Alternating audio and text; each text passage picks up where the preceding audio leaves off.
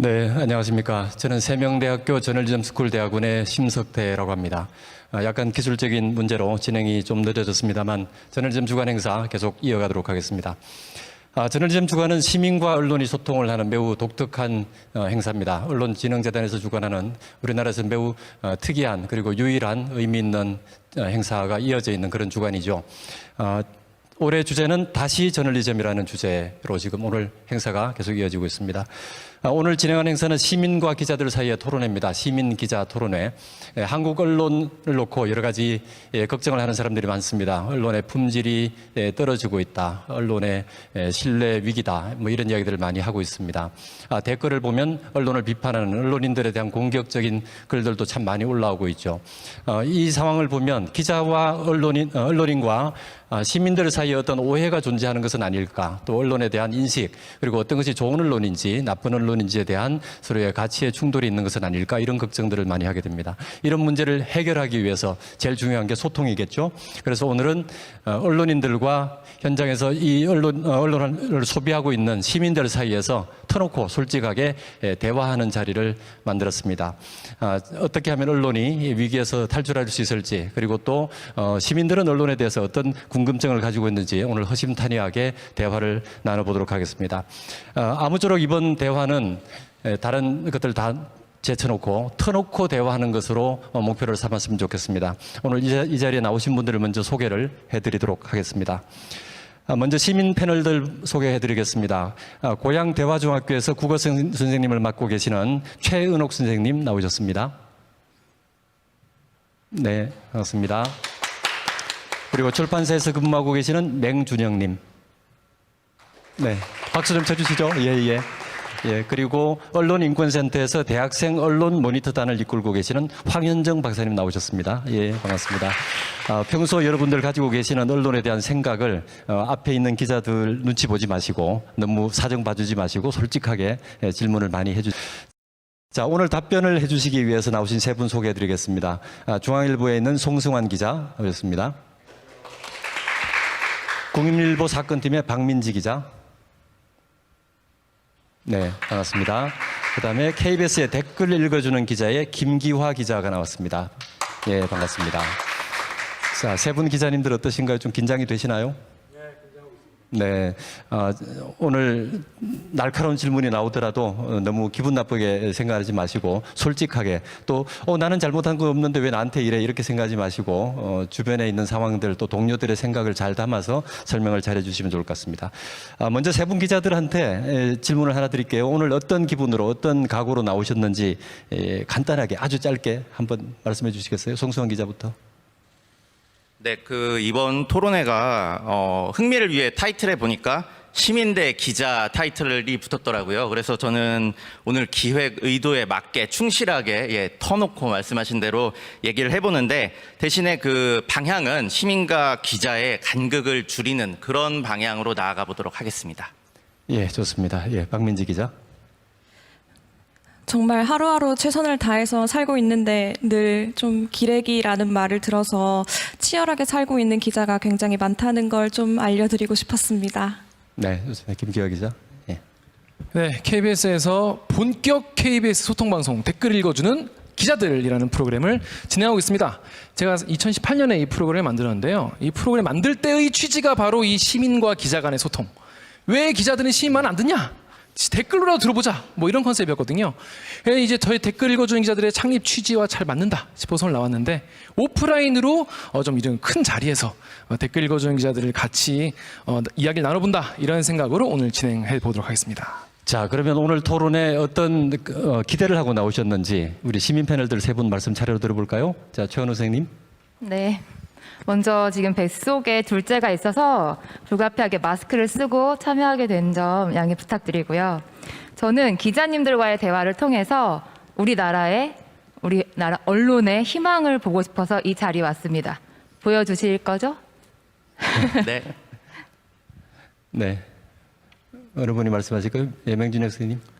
네, 저는 어떤 언론 교육 같은 거에 종사하고 있는 사람도 아니고 정말 평범한 직장인 입장에서 일반 시민의 관점에서 기자분들한테 궁금한 것들이 많았거든요. 그래서 기자분들이 처해 있는 환경과 상황을 좀 더 이해하는 자리가 됐으면 좋겠다고 생각을 하면서 나갔습니다. 네, 황현정 선생님.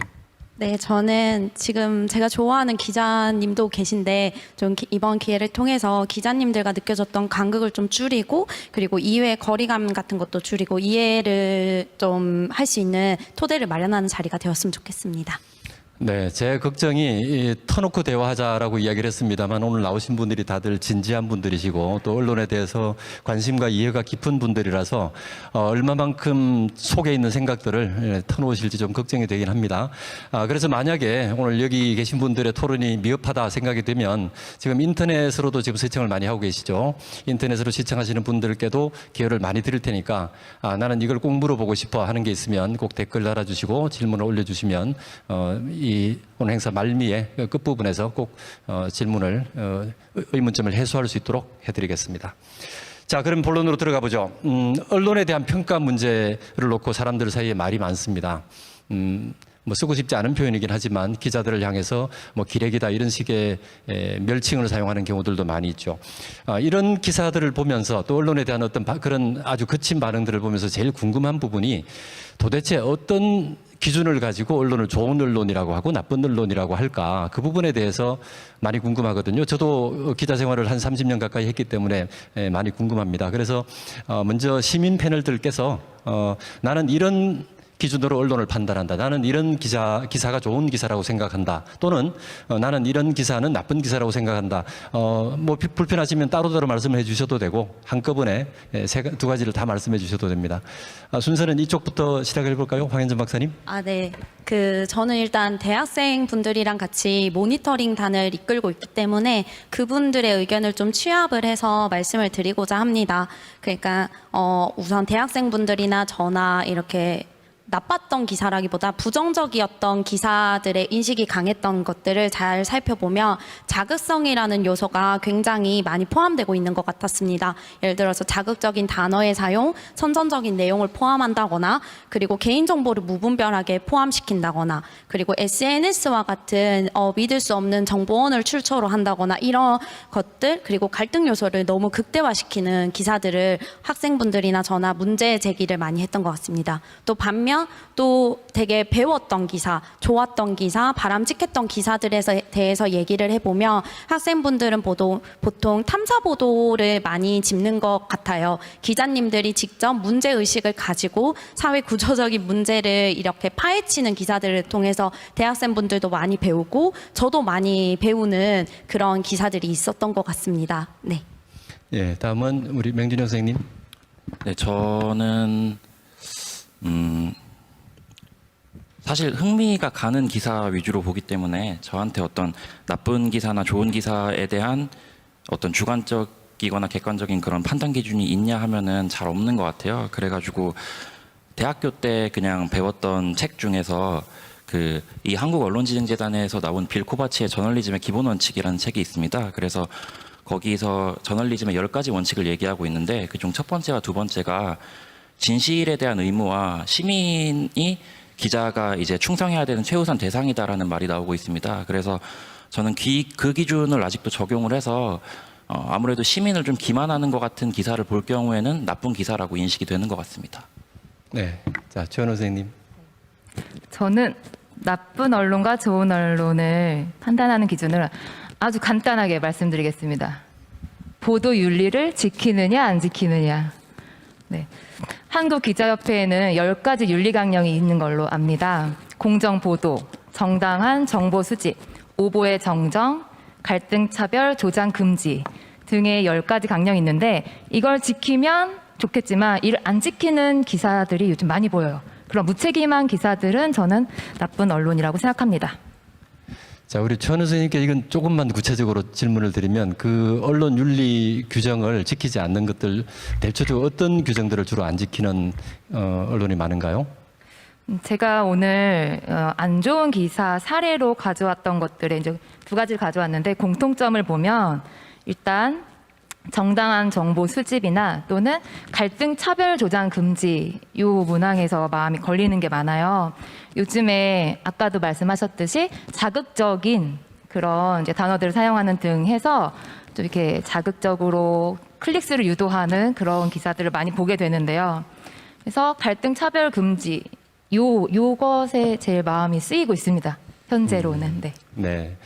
자, 지금 시민 패널 세 분께서 좋은 보도, 언론 보도, 이런 나쁜 보도를 이런 기준에 따라서 판단한다 이렇게 말씀을 해주셨는데, 이제 우리 오늘 나온 기자 패널들께서는 어떻게 생각하시는지, 동의하시는지, 혹은 또 다른 개인적인 기준을 갖고 계시는지 한번 말씀을 해주시죠.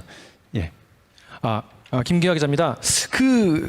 말씀하신 세 분들 말씀 다 맞는 말씀이어가지고 거기에서 근데 이게 맞고 안 맞고가 이게 딱 수학 답 나오듯이 나오는 문제가 아니거든요. 저널리즘 같은 경우는 이게 그래도 사람들이 하는 일이다 보니까 이게 0, 1이 아니라 어느 정도 선 같은 게 있는 거지 않습니까? 사실 자극성 문제만 해도 말이죠. 기사 제목을 그냥 이른바 드라이하게 그냥 있는 그대로만 쓰면은 재미가 없어요. 사람들이 그 기사를 읽질 않아. 제목이.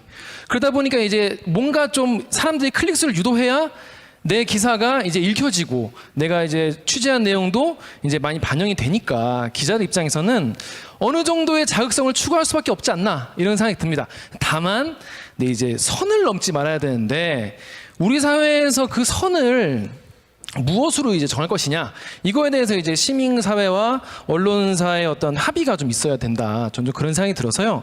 자극적이라고 해서 무조건 다 나쁜 기사는 아니거든요. 자극적이지만은 딱 클릭하고 보니 정말 내용이 풍성하고 좋아서 정말 읽기 잘했다라는 생각이 드는 기사가 있는 반면에 이거는 제목은 이런데 내용은 전혀 엉뚱한 얘기라거나 아니면 어떤 성별 갈등이나 뭐 이렇게 뭐 세대 갈등 이런 걸 부추기는 그런 사람들 화나게 만드는 그런 나쁜 제목 이런 걸 수도 있기 때문에 자극적이라고 무조건 다 나쁘다는 생각은 안 되고요.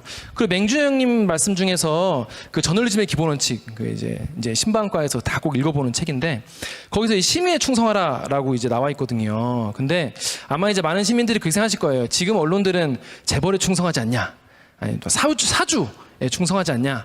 또 특정 정치인에게 충성하지 않냐 이런 생각을 하실 것 같은데 사실 이 시민에 충성한다는 말 자체가 너무 모호해서 지키기 쉽지 않다.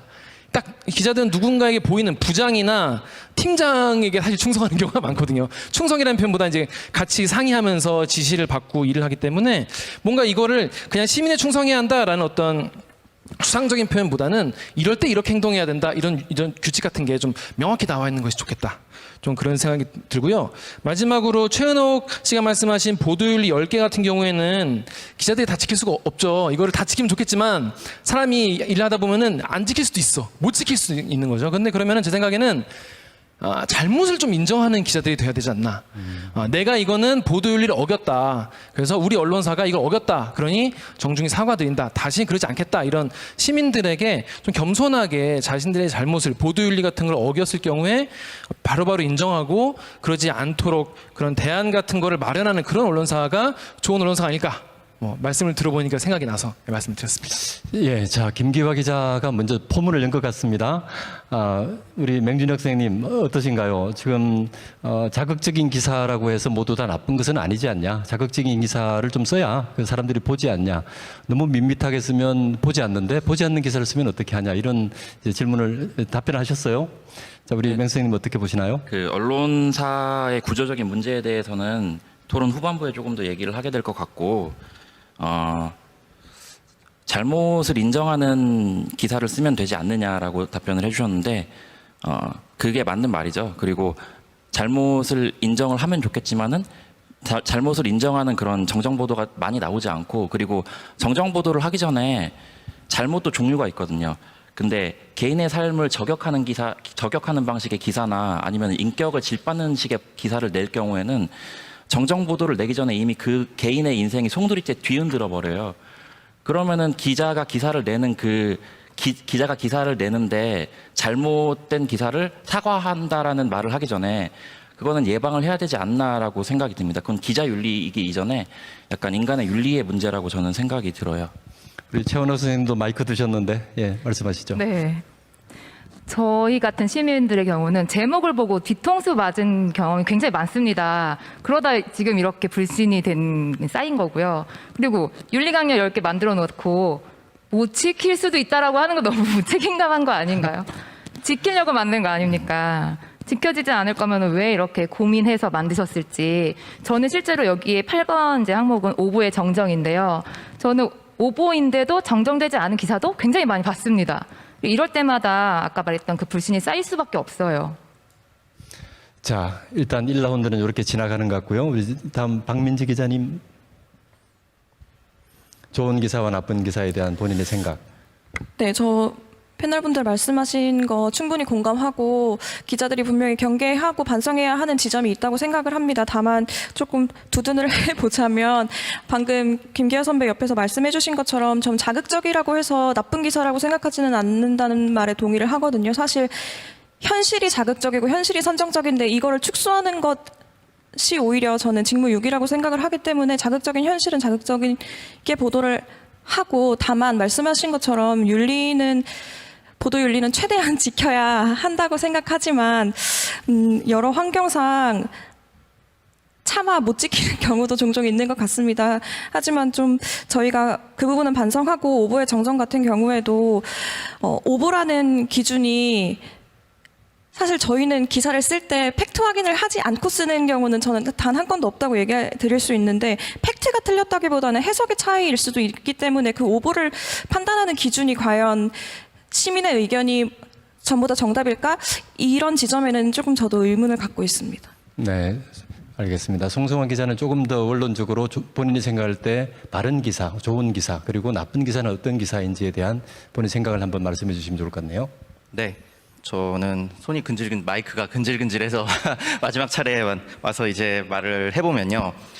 일단은 제가 생각하는 좋은 기사라고 하면은 제가 생각하는 기자가 일하는 방식은 알아야 하는 정보를 알고 싶게 전달하는 일, 이렇게 저는 정의를 하거든요.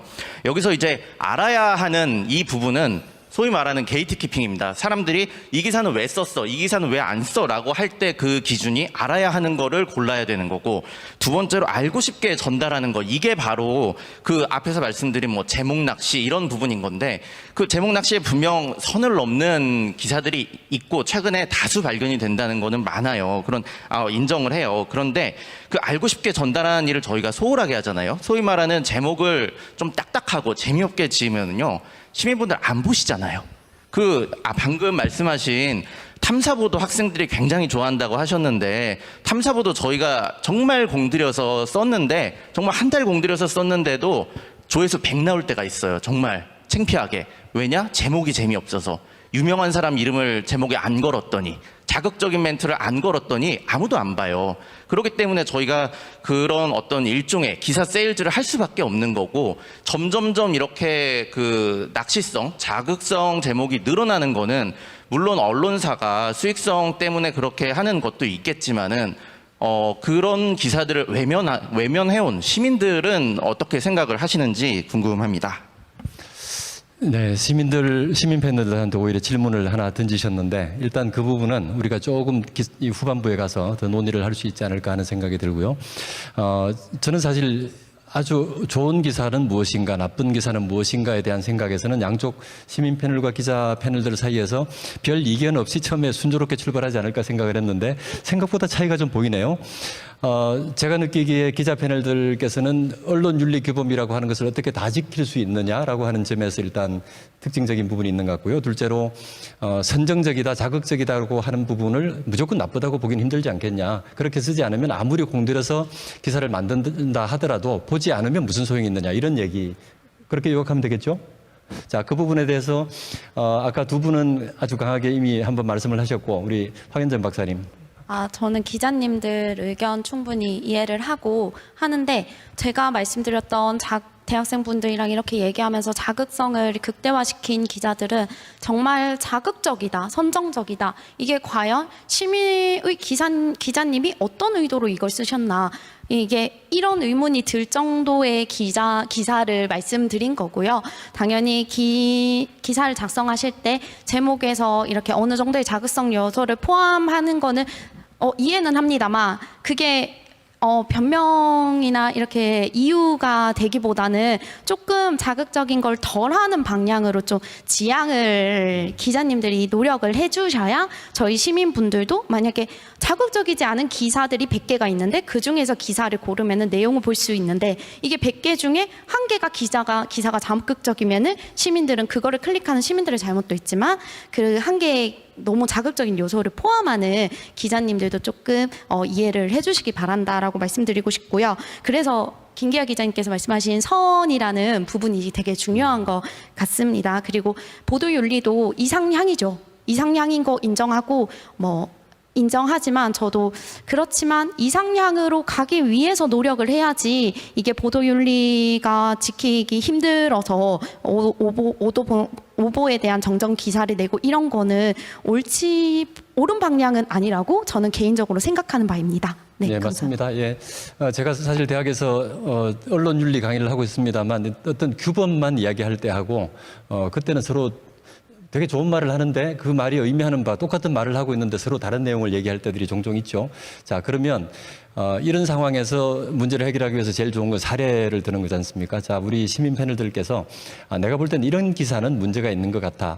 조금 전에 내가 문제 있는 언론을 보는 기준은 이랬다라고 말씀을 하셨는데 그 기준에 해당하는 기사는 이런 것들이야 라고 하나씩 말씀을 해주시면 그 기사들을 놓고 우리 기자 패널들하고 얘기를 좀 해볼 수 있을 것 같네요. 어느 분이 먼저 하실까요? 최현우 선생님 먼저. 예. 네, 저는 두 가지 사례를 가져왔는데요. 방금 얘기해 주셨던 어쩔 수 없이 자극적인 단어를 쓸 수밖에 없다고 한 것에 대해서 좀 의문이 있습니다. 예를 들어서 이제 두 가지 중에 첫 번째 말씀드려볼게요. 2021년 얼마 전에 7월에 있었던 일인데요. 예를 들어 제가 한번 말씀드려볼게요. 3호선에서 승객이 쓰러져 시민들 외면 일하고 나갔을 때의 보도와 이제 실제로 뉴스원에서 이 기사를 보냈을 때 제목인데요. 핫팬츠 여승객 쓰러졌는데 남성들 외면 3호선에서 생긴 일 시끌 이렇게 지금 제목을 뽑았거든요. 그래서 일단 이 자극적인 것에 굉장히 요즘 또 이슈가 되는 젠더 갈등을 조장하기도 하고 그리고 실제로 이 기사를 쓰신 분은요. 취재 과정이나 팩트체크 없이 이 기사를 보도했습니다. 네, 여기 보면은 그냥 커뮤니티 글을 보고 이걸 활용해서 기사로 보도를 한 건데요. 당연히 굉장히 이제 이슈가 될 만한 내용이죠. 그래서 다른 언론에서도 많이 어뷰징을 했고, 전 여기서 이제 무책임한 언론의 모습을 봤는데요. 왜냐하면 이틀 후에 밝혀졌어요. 이 사실이 팩트체크 결과 거짓이었다. 그러니까 허위 정보였다는 거죠. 실제로는 핫팬츠를 입은 것도 아니고 많은 사람들이 여성, 남성 할 거 없이 많은 시민들이 그 위험에 빠진 시민을 구조를 했어요. 그래서 사실은 이 시민들의 선행이라는 훈훈한 기사거든요. 그런데 이 제목, 이 비슷한 제목, 심지어 그 사용된 이미지조차 빨간 핫팬츠를 이용하거나 그런 이제 기사들이 많이 어뷰징 됐어요. 제가 이걸 보면서도 굉장히 답답함을 느꼈고, 만약에 팩트체크된 이틀 후의 기사를 보지 않고 그 전의 기사만 접했던 시민들 또는 우리 학생들이라면은 그런 인식이 사회적인 인식이구나라고 생각을 할 수 있거든요. 그게 되게 위험하다고 생각했습니다. 두 번째는요, 10월 14일이에요. 얼마 전이죠. 동아일보 기사인데요. 오징어 게임 사이렌 들리더니 화살 쏟아져 노르웨이에서 5명 사망. 어떻게 생각하시나요? 그냥 우리 기본적인 상식적인 문해력으로는 마치 범인이 오징어 게임에 사이렌 소리를 울리고 화살을 쏴서 5명을 죽인 것처럼 그렇게 보도가 됐습니다. 그런데 사실 그게 아니었고요. 인터뷰 2, 인터뷰가 오징어 게임을 보고 있었고 사이렌 소리 들었다 이 얘기였는데 이제 바깥에서 일어난 일과는 상관이 없는 거였어요. 그리고 이렇게 쓰지 않은 그런 언론사도 있었습니다. 제목을. 근데 제가 좀 더 봤는데 이 기사를 썼던 그 기자님은요. 10월 8일부터 10월 14일까지 총 19건의 기사를 썼어요. 그런데 여기에만 오징어 게임이 들어가는 기사가 4개가 있었습니다. 그러니까 이 오징어 게임이 굉장히 핫해지면서 그 단어를 굳이 끼워 넣어서 이렇게 만드는 것들이 오해를 살 수 있다라는 것, 그런 것들을 좀 지적하고 싶었습니다. 네, 좋습니다. 자, 두 가지 사례를 말씀하셨는데 우리 기자 패널 중에서 김기화 기자 손 들었는데 말씀하시죠. 제가 또 댓글 읽어주는 기자들 아니겠습니까? 제가 네이버에서 그 기사를 찾아봤어요. 찾아봤더니 이런 댓글이 있었는데 제 생각과 똑같아서 하나 읽어드리도록 하겠습니다. 네이버에서 ENTR 땡땡땡님께서 와 뒷얘기 나온 거 보니까 진짜 치가 떨리네. 기자라는 사람이 사실 확인도 없이 인터넷 썰 퍼와가지고 기정사실인 양 핫팬츠도 아닌데 자극적으로 써가지고 싸움 붙이려고 아주 최선을 다했네. 알고 보니까 남녀할 것 없이 다 도와줬다면서 최서영 기자님 진심으로 궁금해서 여쭤보는 건데 이런 식으로 선동에 힘쓰시는 이유가 뭐예요? 최악의 선동 기사 아니냐 이렇게 말씀을 하셨어요. 근데 이거는 전형적인 그 제가 아까 말씀드린 선을 넘는 기사 제목이었던 것 같아요. 선을 넘은 정도가 아니라 이제 아예 틀린 내용이고, 근데 이 기사가 아직도 안 내려갔더라고요. 아직도 게재돼 있는데 이거는 저는 뉴스원의 최서영 기자도 반성을 해야겠지만 이 뉴스원 회사 자체와 뉴스원 데스크 부장 팀장들 그 간부들이 반성을 해야 되지 않나. 왜냐하면 아까 보도윤리 10개 말씀하셨잖아요. 아까 최 선생님께서. 보도윤리 사실 기자들 보도윤리에 대해서 깊이 있게 그 교육 받는 경우도 많지 않아요. 사실 그만한 여유가 있는 언론사가 있다면 다행히 뭐 받겠지만은 아까 말씀하신 대로 인터넷 언론사도 굉장히 많아졌고 어떤 사실 기자의 숫자도 굉장히 많아졌기 때문에 전문성이나 꼭 갖춰야 할 도덕성이나 갖춰야 할 어떤 기본 개념 이런 게 없는 분들이 굉장히 많단 말이죠. 근데 당연히 그러면 회사에서 이걸 교육을 시켜줘야 되는 거거든요. 보도 윤리 10개 뭔지 모르는 사람 많아요. 근데 이거는 기본적으로 보도 윤리 차원에서 넘지 말아야 할 선 같은 게 있는데 이제 그거를 시원하게 넘어버린 기사라고 생각을 하는데 이거는 저는 개인 기자의 잘못 또 기사의 부적절함도 있지만은 뭔가 언론사 차원에서 언론인들에게 어떤 선 같은 거를 좀 알려주는 이런 교육이 좀 부족하지 않았나 좀 그런 생각이 듭니다. 자, 우리가 오늘 토론이 진행되다 보면 특정 기사나 기자 뭐 이렇게 우리가 언급을 하게 되겠죠. 근데 개인에 대한 언급은 되도록 자제하는 것으로 그렇게 토론의 흐루를 진행을 했으면 좋겠습니다. 대신에 그 내용에 대해서는 얼마든지 얘기를 하자고요. 자, 박민지 기자 마이크를 들었는데. 예. 네, 저도 지금 선배 말씀하신 거 좀 덧붙이고 싶은데요.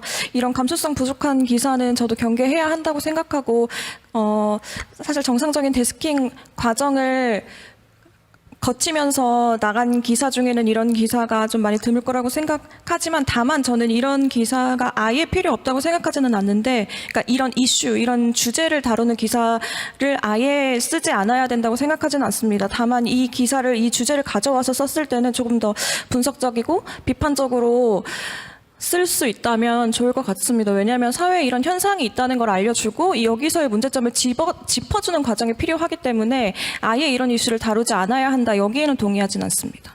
사안 자체가 문제가 아니라 그 사안을 다루는 방법이 문제다. 이렇게 정리할 수 있겠죠. 송수환 기자도 이야기하시겠어요? 예.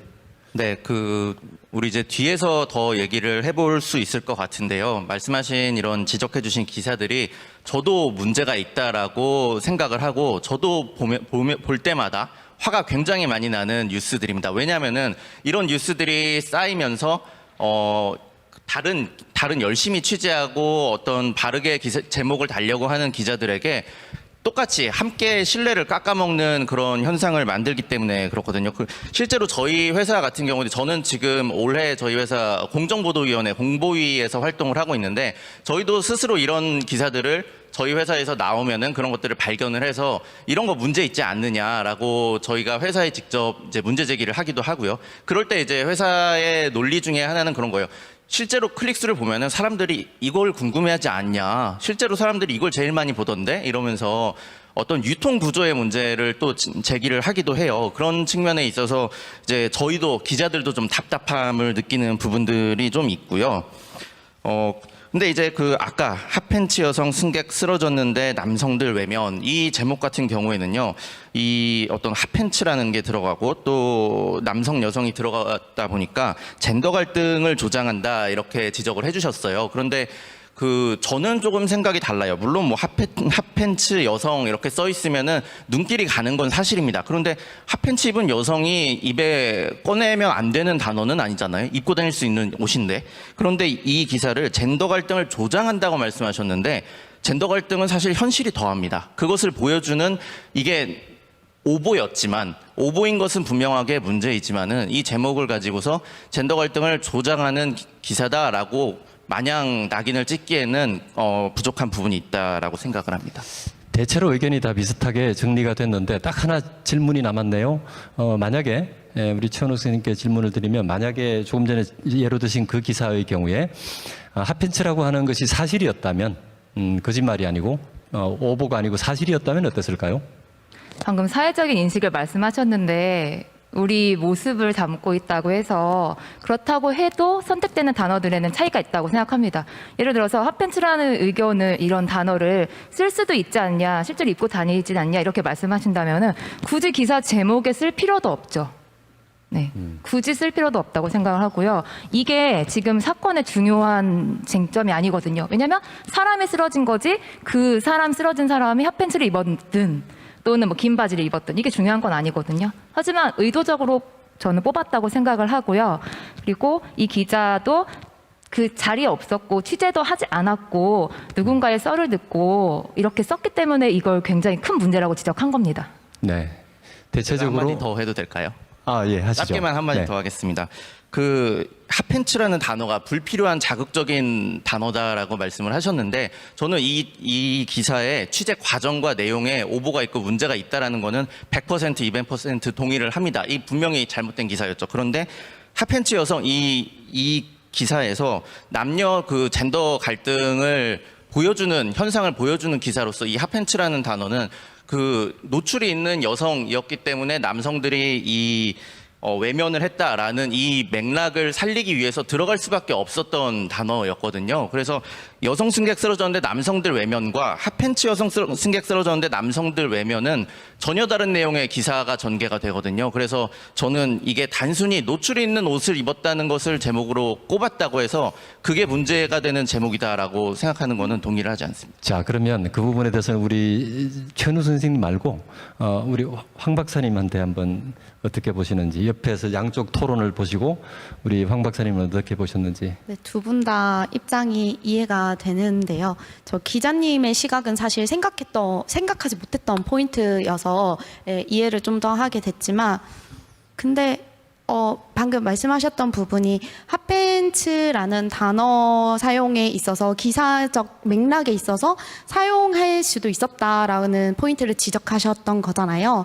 근데 읽는 시민들 입장에서는 약간 핫팬츠라는 단어를 굳이 사용하지 않아도 사건의 본질을 설명할 수 있는 기사 제목을 쓸 수 있지 않았을까라는 의문점이 남지 않았을까요? 그리고 또 시민 패널님께서는 교사분이시고 저도 대학생 모니터링 단이랑 함께 활동을 하다 보니까 이런 기사 제목 하나하나에 조금 아이들이 생각하는 교육이나 그리고 리터러시 쪽 사상이나 이런 거랑 연관돼서 생각을 더 깊게 하게 돼서 문제 제기를 하게 됐던 것 같습니다. 네, 조금 더 사실적인 측면을 강조하는 기자 패널 쪽의 입장, 그리고 또 소비하는 입장, 그리고 학생들 특히 지금 중학교 선생님이시니까 그 기사를 보는 소비하는 사람들의 어떤 연령 이런 것들을 감안한 평가가 아닐까 하는 생각이 좀 드네요. 자, 우리 맹준혁 선생님께서 한번 아까 말씀하셨던 그 좋은 보도 나쁜 보도 중에서 문제적 보도의 어떤 사례 한번 말씀해 주시면 좋겠습니다. 아주 문제가 있는 보도는 사실 꼽지를 않았어요. 왜냐하면 그건 누가 봐도 문제가 있는 보도니까요. 그게 예를 들면 방금 최원욱 선생님이 말했던 그런 보도겠죠. 그래서 이제 논의의 여지가 이론이 있을 수 있고, 그리고 조금 애매한 영역에 있는 얘기들을 기자님들께 이제 여쭙고 싶었어요.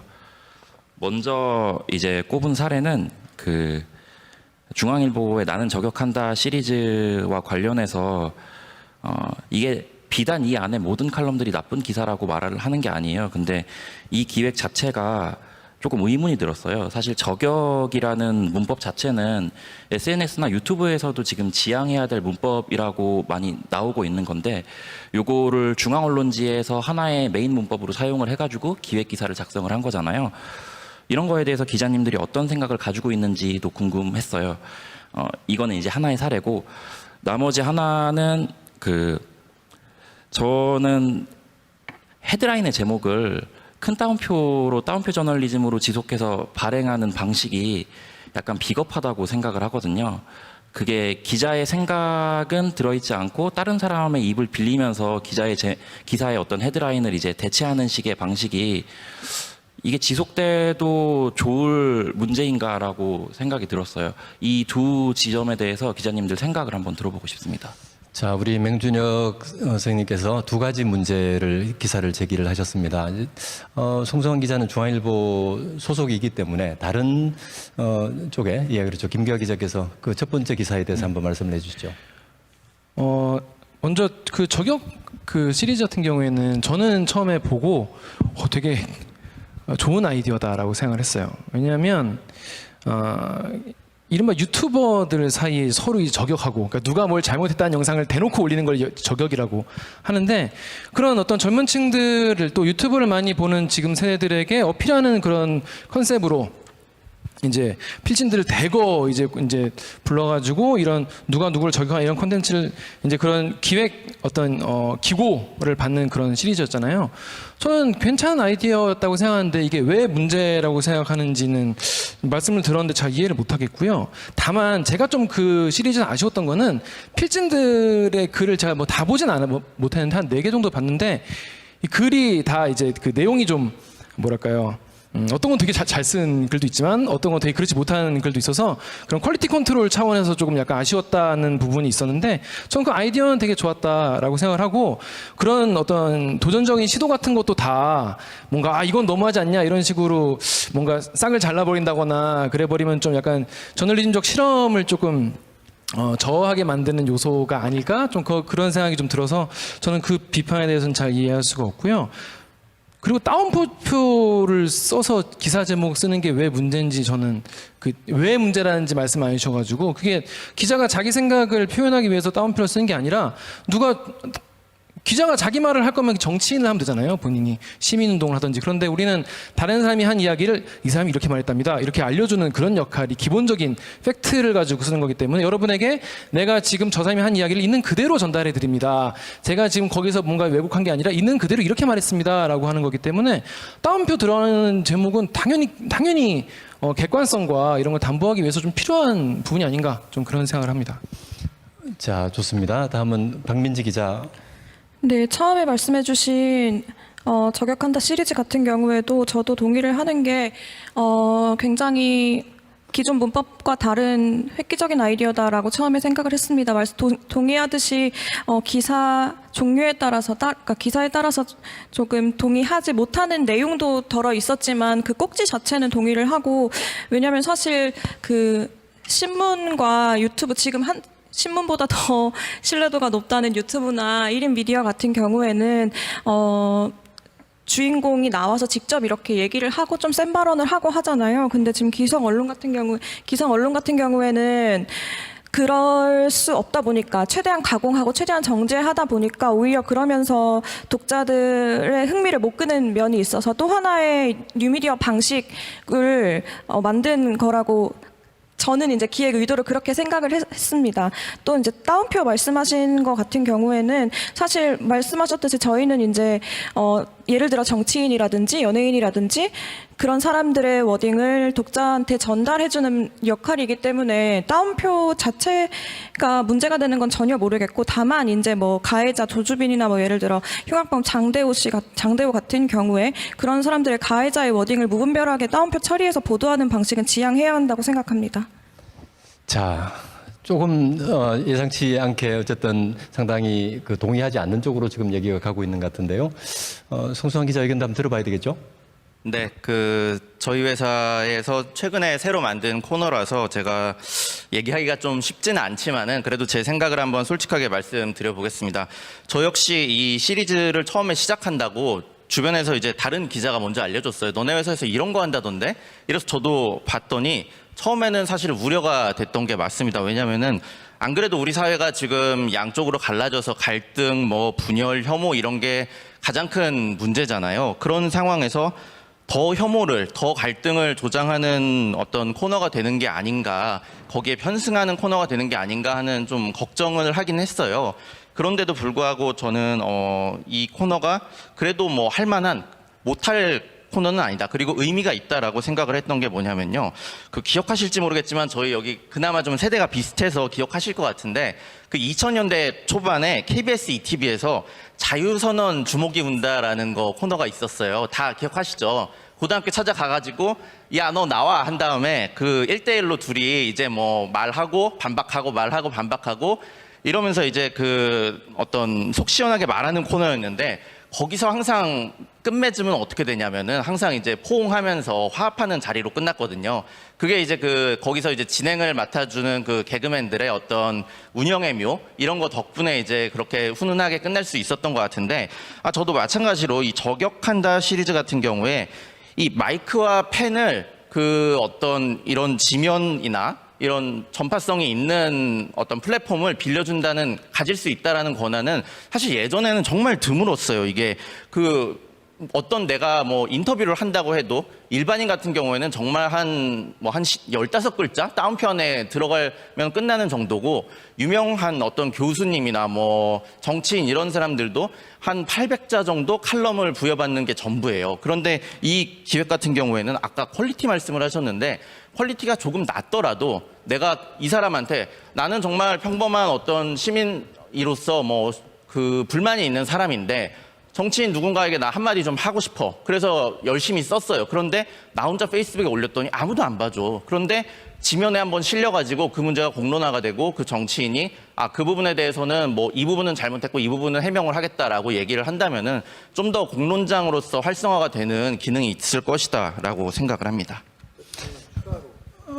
네, 그 짧게. 맹준혁 그 님의 그 두 번째 질문에서 그 다운표 저널리즘에 대한 문제점을 지적하셨는데 사실 제가 말씀을 드리고 곰곰이 생각해 보니까 이 다운표를 써가지고 이제 제목을 짓거나 그런 건 굉장히 그 기본적인 예를 들어 뭐 문재인 대통령이 이렇게 말했다 뭐 이게 이제 헤드라인 될 수도 있는 거니까 근데 그런 것까지 문제라고 생각하시는 건 아닐 거 아니에요, 그죠?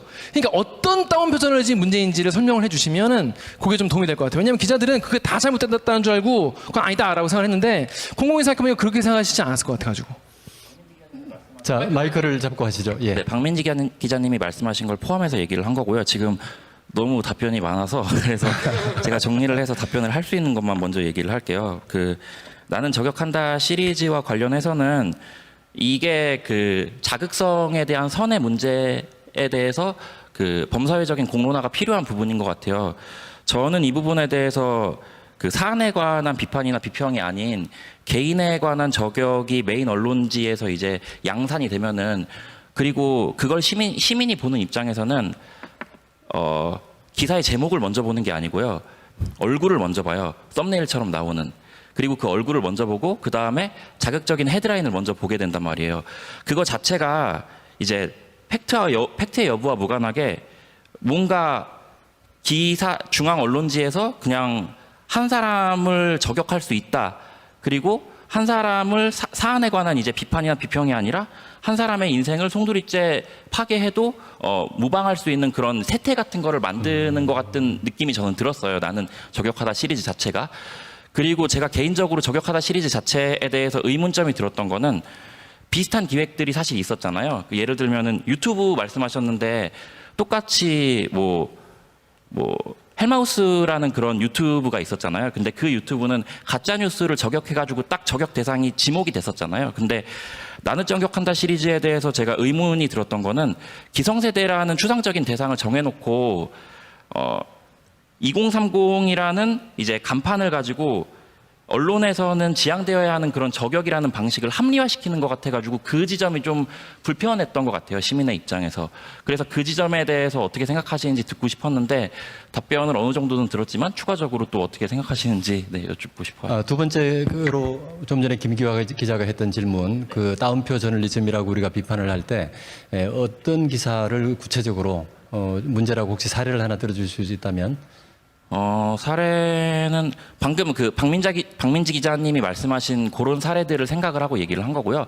일반적인 그렇죠. 사실 보도까지 생각을 해가지고 다운표 저널리즘이 문제라고 얘기를 한 건 아니었어요. 다만 이제 분명히 기사 안에 그 의도가 있고 각 그 언론사마다 이제 프레임이 있을 텐데 따옴표 안에서 그 의도와 프레임을 숨기고 있는 것 같은 인상을 받을 때가 있어요. 그리고 따옴표가 만연하는 그 세태 자체는 약간 시민 입장에서는 좀 비겁한 태도가 아닌가라고, 이거는 개인적인 생각입니다. 네, 그런 생각이 들었어요. 네, 뭐 사회자가 끼어들 부분인가 싶긴 하지만 사실 뉴스의 독자, 시청자 입장에서 볼 때는 SNS에 올라 있는 글이라든지 그런 것들을 따다가 그냥 따옴표로 담아서 제목에 올리고 사실 기사는 기본적으로는 팩트로 가야 되는 것인데 그게 팩트가 아니고 누군가의 말을 가지고 어떤 사안을 끌고 가려고 하는 것처럼 보인다. 그런 부분 말씀이잖아요.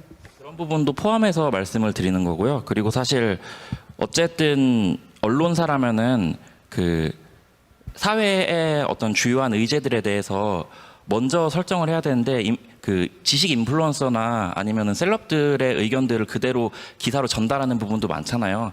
그런 부분에 대해서 좀 의문이 들었던 것도 사실입니다. 자, 우리가 시간이 무한정 있는 것은 아니니까 조금 전에 맹준여 선생님이 질문하신 것 중에서 하나만 답을 좀 드리고 가도록 해보죠.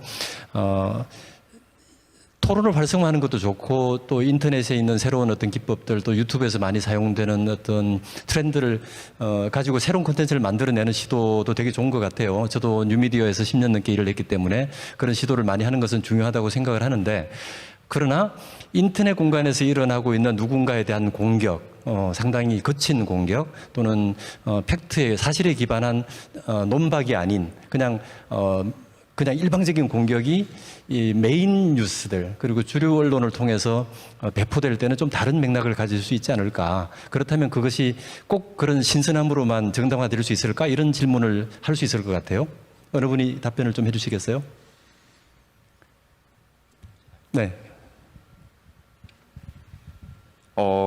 일단은 사회자께서 지적을 해주신 부분이 저격한다 시리즈에 실리는 글이 사실에 근거하지 않고 어떤 허위 사실이나 이런 어떤 상대방에 대한 인신공격, 어떤 이런 것들이 실렸을 때 그게 문제가 될 수 있지 않느냐, 그게 중앙지에 실렸을 때, 이렇게 말씀을 해주셨는데요. 그 부분에 대해서는 저도 동의를 합니다. 저격한다 시리즈가 어떤 사람의 인신공격, 명예훼손을 위해서 사실과 전혀 다른 얘기인데, 이 사람이 우리 집단에서 무슨 횡령을 했어요, 이런 식으로 허위 사실을 배포한다면 그거는 굉장히 잘못된 일이고, 그걸 제공한 플랫폼도 책임을 져야겠죠, 당연히. 그런데 제가 알기로는 앞서 얘기가 나왔지만은 이 기획이 우리 맹준혁 씨께서 아까 이 기획의 의도를 먼저 말씀을 해주셨는데, 2030 세대가 어떤 기성 세대에게 한번 저격을 해봐라라는 건데, 이거는 사실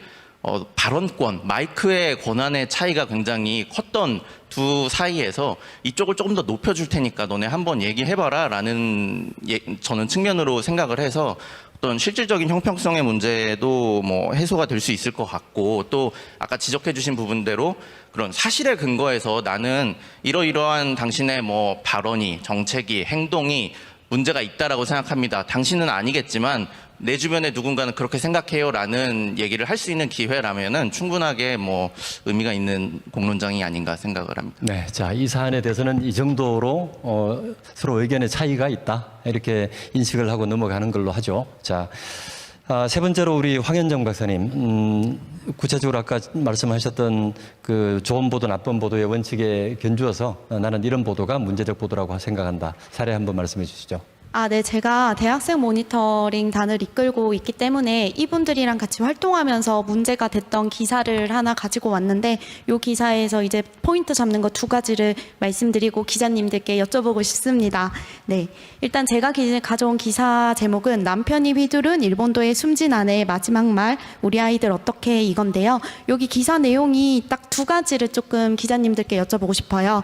저희가 대학생분들이랑 얘기를 했을 때 첫 번째는 정보원에 대한 사실 확인이 되었는가, 이게 앞서 말씀드렸던 맹준혁 시민 패널님과도 조금 비슷한 면이 있는 것 같은데, SNS를 가져와서 인용 보도를 하는데 SNS에서 사실 확인이 안 된 정보원을 가지고 기사를 내는 게 맞는 것인가, 이런 문제 제기가 됐었고, 그리고 2번째는 제가 사실 모니터링단에서 범죄 보도에서 일어나는 개인정보가 어떻게 일어나고 있는지 조사를 하고 있거든요. 근데 여기 관련해서 학생분들이 가지는 생각 중에 하나가, 기사들이 좀 사건의 경위나 원인과 상관없는 단어들을 자극적으로 사용하는 편이 있는 것 같다라고 조금 의견이 모아졌어요. 예를 들어서 요 기사 같은 경우에는 일본도라는 거를 굉장히 많이 강조를 하는데 막상 기사를 가서 읽어보면 이 사건의 원인, 경위 이런 거에 대한 설명은 없고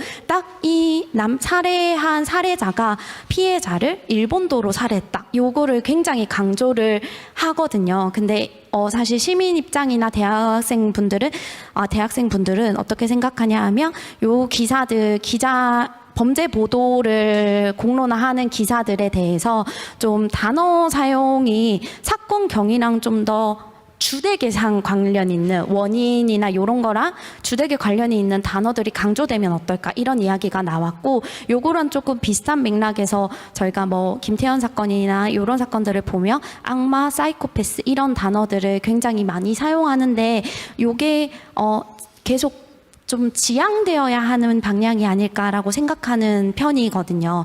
그리고 또 한 가지 여쭤보고 싶은 건 문제 제기됐던 부분이 인터넷 용어 사용하는 거를 기자님들은 어떻게 생각하시는지 예를 들어서 난민 보도에 있어서 저희가 또 얘기가 나왔었는데 난민 보도에 있어서 줍줍이라는 기사 제목을 이렇게 사용하셨더라고요. 그래서 기자님들은 인터넷 용어를 사용하는 것들을 즐겨 하시는지 지향하시는 건지 그 부분이 좀 궁금해서 질문 남겨봅니다.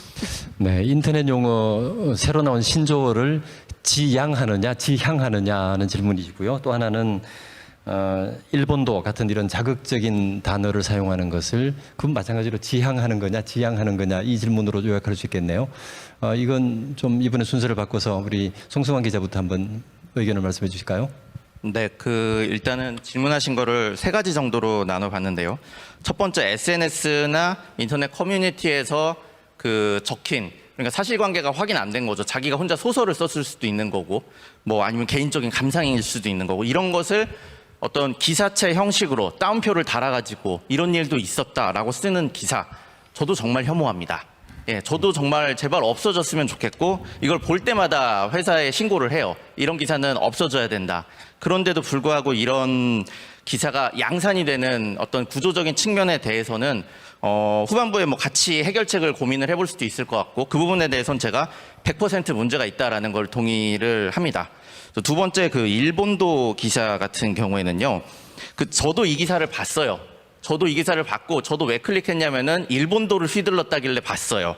그런데 이 기사 내용이 제가 기억이 나는 게 이혼 소송 중인 남편과 아내였고 그 과정에서 말다툼이 장인어른이랑 셋이서 말다툼이 심해져서 갑자기 집에 걸려있던 일본도를 꺼내서 살해를 했다. 뭐 이런 내용이었잖아요. 그런데 이제 거기서 제가 일본도라는 단어가 자극적인 건 인정해요. 눈길을 끌고 이게 낚시성인 건 인정을 해요. 그런데 조금 안타까운 얘기를 좀 하자면은 이건 전형적인 기사를 쓰는 사람들의 입장이에요. 이혼 소송 중에 아니면 혹은 어떤 부부간의 불화로 싸움으로 다퉜다, 폭력을 행사했다, 살해가 심지어 났다라고 해도 사실 우리나라에서 굉장히 많이 벌어지고 있는데 이게 일본도가 없었으면 안타깝지만은 기사가 안 돼요. 일본도를 휘둘렀기 때문에 이게 기사가 되는 부분이라서 이 생산자적인 측면에서 저도 이 기사에 안타까움이 있어요. 그렇지만은 생산적인 측면에서 그런 구조적인 면으로 생산이 된 기사다라는 거를 이해까지는 아니더라도 알고 넘어가자 이런 측면이고 세 번째로 인터넷 용어를 저는 잘 쓰면 좋다라고 생각을 합니다. 아까 난민 관련해서 제가 충분히 제목의 맥락을 못 들었지만 난민 관련해서 줍줍 이랬다고 하시는 거 보니까 약간 좀 비하하는 의미로 사용이 됐나 봐요. 그 부분에 있어서는 제목을 단 기자나 혹은 또 많은 분들이 오해하시는 게 많은 언론사들이 기사의 제목을 기자가 마음대로 컨트롤을 못 합니다. 그거는 어떤 제목만을 담당하는 또 편집 에디터가 있기 때문에 저희도 그분들이랑 전화해서 자주 싸워요. 나는 이렇게 기사를 내보냈는데 한 10분 있다가 페이스북에서 봤는데 아니 왜 이게 제목으로 올라갔지? 이거는 기사에서 굉장히 요만한 부분인데 그래서 이제 싸우는 경우도 있다라는 걸 한번 좀 알아주시고 그렇지만 제가 최근에 이런 기사를 한번 써봤었어요. 4차 재난지원금 때인가 이렇게 엄청나게 정부에서 지금 재난지원금을 풀면서 그 자산의 가치가 막 계속 올라가고 있잖아요. 그러면서 생겨난 말이 벼락거지란 말 들어보셨어요? 이런 말이 이제 생겼길래 제가 그런데 이제 그거에서 소외된 사람들이 있잖아요. 실제로 나는 이 자산 뻥튀기에 올라타지 못해서 서러운 사람들, 이런 사람들의 이야기를 쓰면서 이 정책에 대해서 사각지대를 좀 생각해봐라 라는 식의 기사를 썼는데 제가 다 써놓고 나도 재미가 없는 거예요. 그래서 사례를 앞세우고 제목에다가 벼락거지를 달았어요. 그랬더니 이게 갑자기 네이버 톱에 걸리면서 엄청나게 댓글이 한 뭐 2만 개 정도 달렸었고, 결국에는 민주당에서 이 부분에 그 사각지대가 있었던 거, 당시에는 농민과 또 전세버스 운전 기사분들이었는데 이분들을 그러면 우리가 사각지대를 포섭해주자라는 식으로 이게 정책이 바뀐 사례도 있었거든요. 이렇게 보면은 이런 인터넷 용어를 사용하는 게 마냥 자극적이고 나쁜 것만은 아니다라는 점을 좀 알아주셨으면 좋겠습니다. 자, 상당히 길게 말씀을 하셨는데 다 말씀을 하시려고 하면 시간이 좀 그래요? 꼭? 네, 그러면 김기화 기자. 이런 범죄 기사 같은 경우에는 그 보도윤리, 아까 말씀하신 보도윤리 있잖아요. 뭐 그런 거에 나와요. 이게 뭐 구체적으로 범죄를 묘사하지 마라. 왜냐하면 뭐 이게 사람들이 너무 필요 이상의 자극적인 게 될 수도 있고 모방 범죄도 있을 수 있기 때문에. 그래서 주로 이제 망치는 둔기, 칼은 흉기 뭐 이렇게 나눠가지고 이제 약간 순화시켜서 쓰곤 하는데, 전 약간 송성 기자 약간 의견이 약간 다르면서도 좀 비슷한 게 뭐냐면, 다른 점은 뭐냐면, 근데 그런 기사를 왜 읽히고 싶냐 말이에요. 왜 기자가 이 기사를 읽히고 싶냐. 공익적인 목적이 있으면 이해를 해요. 근데 그냥 많이 읽히고 싶다는 건 그냥 기자 욕심이잖아요. 내가 고상에서 취재한 기사를 많이 읽히고 싶다, 그건 그냥 직능인으로서, 직업인으로서의 그냥 욕심에 불과하기 때문에 그것 때문에 일본도라는 표현을 쓰는 건 전 좀 반대합니다. 다만 이 기사를 쓰고 나서 뭐 도검관리법, 뭐 도검 소지 면허에 대한 어떤 국민적인 어떤 공감대를 불러일으키고 싶었었다, 그러면 저는 쓸 수 있다고 생각해요. 무슨 이건 이해가 되시겠죠. 그러니까 뭔가 공익적인 목적을 가지고 그거에 대한 어떤 국민적인 여론을 좀 확립시키기 위해서 어쩔 수 없이 좀 약간 자극적인 부분을 썼다는 건 우리가 이해를 하는데, 일반 범죄에서까지 이렇게 한다는 건 전 약간 기자가 하지 않아야 될 욕심을 부린 게 아닌가, 저는 그런 생각이 들었습니다. 저도 15초만 주시겠어요? 네. 예, 저도 김 기자님의 말에 100% 동의를 하는 게, 제가 이 기사를 일본도 때문에 클릭을 했는데 내용을 봤더니 이 사람이 왜 집에 일본도를 소유하고 있었는지, 왜 하필이면 일본도를 휘둘렀는지, 이 사람이 어떻게 집에 이걸 보관할 수 있었는지 이게 안 나오더라고요. 그래서 이 일본도는 정말 그 제목 낚시를 위해서만 사용된 경우예요. 그렇기 때문에 기사 가치가 부족했다라는 거는 저도 동의를 하는 바입니다. 예, 사실 언론윤리 기본 원칙에 그 범행에 사용된 수단, 범행의 수법을 자세하게 묘사하지 마라, 이런 게 있고요. 그리고 방송 같은 경우는 철저하게 지키는 것이 칼이면 흉기, 예리한 흉기, 그냥 이렇게 얘기를 하죠. 그리고 망치, 벽돌 뭐 이런 것은 둔기, 이렇게 통일이 되어 있지 구체적으로 범행에 사용한 수법을 묘사하지 않도록 되어 있는데, 저도 그 기사를 봤는데 어쨌든 일본도라고 하는 단어를 쓴 건 자극적으로 뭔가 클릭 수를 유도하기 위해서 한 것이 아닌가, 이런 생각이 들죠. 예. 자, 이제 토론이 이제 절반을 넘어갔습니다. 이제 조금 주제를 바꿔서 이제 기자 패널들께서 물론 앞에 우리 시민 패널들께서 제기하신 질문들에 대해서 완전히 의견이 합치한 것은 아니고, 어떤 부분은 의견이 합치하는데 어떤 부분은 또 차이가 있고, 아마 다들 지켜보시는 분들이나 또 여기 참석하신 패널들께서도 이런 부분들은 기자들하고 시민 패널들하고 생각이 다르구나 하는 부분에 대한 생각이 좀 정리가 되셨을 것 같아요. 그 부분은 이따가 우리가 이 위기를 어떻게 해소할 것인가에 대한 대책을 논의할 때 조금 더 다루도록 하죠. 자, 이제는 우리 기자 패널들께서 내가 기자 생활을 하면서 이런 경우에는 나는 정말 좋은 의도로 기사를 썼는데, 아무 문제 없이 기사를 썼는데 엉뚱한 공격을 받았어, 또는 부당한 비판을 받았어, 뭐 그런 경험들이 있을 것 같아요. 시민들이 만약 이런 부분을 알고 비판을 해줬더라면 좋았을 텐데 라고 하는 지점들이 있을 것 같은데, 한번 들어보도록 하겠습니다. 이번에는 박민지 기자부터 시작을 해보시죠. 저 같은 경우에는 지금 사회부에 있다 보니까 가장 많이 들어오는 제보가 백신 부작용입니다.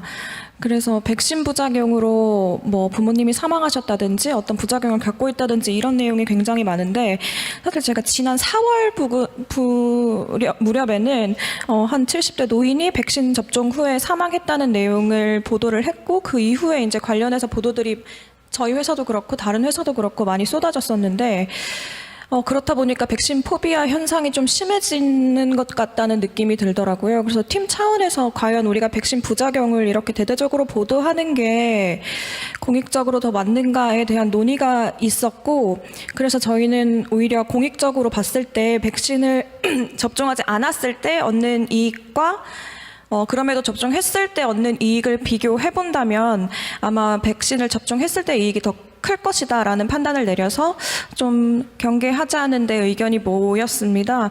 그러고 났더니 이제 메일이나 댓글에 여기도 정부의 매수가 됐다. 중대본으로부터 돈을 받았다. 언론이 진실을 은폐하고 있다. 이런 식의 메일들을 굉장히 많이 보내시더라고요. 그래서 그러니까 지금 아직도 이제 제 생각에는 변함이 없는데 시민들 입장에서는 충분히 언론이 부작용이 이렇게 많은데 머리도 빠지고 생리불순도 겪고 있는데 언론이 너무 나서지 않는 것 아니냐 이런 말씀을 해주실 수 있을 것 같은데, 다만 저희는 이제 두 가지의 공익을 비교해봤을 때 더 큰 공익을 선택하고 있다고 좀 말씀을 드리고 싶었고, 이 부분에 대해서 시민 패널 분들 얘기를 좀 듣고 싶었습니다. 자, 백신 부작용에 대한 제보가 막 들어왔을 때 기자들은 어떻게 보도하는 것이 맞을까? 백신 부작용에 대한 보도를 하지 않으면 시민들에게 충분한 위험 정보를 알려주지 않는 것이 되고, 또 백신 부작용을 보도를 많이 하게 되면 백신에 대한 부정적인 여론을 퍼뜨려서 혹시 우리 사회 전체 방역에 위험을 초래할 수도 있지 않느냐, 이런 이야기잖아요. 이건 입장에 따라서 많이 다른 반응이 가능할 것 같아요. 최원욱 선생님 먼저 시작해 주실까요? 네, 아까 전에 잠깐 이어서 말씀드리자면 기자님들이 제목으로 싸운다는 것을 알게 되어서 그 사실에 좀 깊은 안타까움을 좀 느꼈고요. 아까 손승환 기자님께서 그 핫팬츠 얘기 나오고 일본도 얘기 나와서 실제 사건이었다면 저도 그건 당연히 써야 되는 말이라고 생각하고요. 그리고 당사자가 그걸 원했다면 나는 이 단어, 그러니까 그 핫팬츠 때문에 내가 덥지 않았다라고 하면은 당연히 써야 되는 말이지만, 두 가지. 첫 번째, 사실이 아니었고 심지어 팩트체크 위에도 오보가 정정되지 않았고, 그다음에 댓글창 보셨나요? 그때 댓글창은 도와주면 안 된다는 여론이 굉장히 많았었어요. 그래서 이걸 보면은 이제 사회 갈등을 여실히 보여준다는 것보다는 저는 오히려 사회 갈등을 조장했다는 그런 취지에서 지적을 했던 거고요. 근데 지금 말씀하신 거는 이제 정민지 기자님이 굉장히 어려웠겠다는 생각이 듭니다. 공감이 돼요. 근데 저의 그냥 짧은 생각으로는 부작용이 사실관계가 정확히 밝혀져서 부작용에 대한 얘기가 나왔으며 그것에 대해서 또 밝히고, 그다음에 백신으로 인해서 좋은 영향들이 많이 생겼고 사람들이 더 안전하게 생활할 수 있다는 그런 또 결과나 통계가 나오면 그것도 인용해서 기사를 작성하면은 균형이 맞지 않을까 생각하는데, 그것에 대해서는 어떻게 생각하시는지요? 네, 일단 다른 두 분 말씀 혹시 더 하실 거면 말씀을 들어보고 답을 듣도록 하죠. 황현정 박사님 먼저. 예. 네, 일단은 박 기자님께서 아직 효과가 검증되지 않은 부분에 대해서 이렇게 기사를 작성하는 부분이 굉장히 어려움이 많으실 것 같습니다.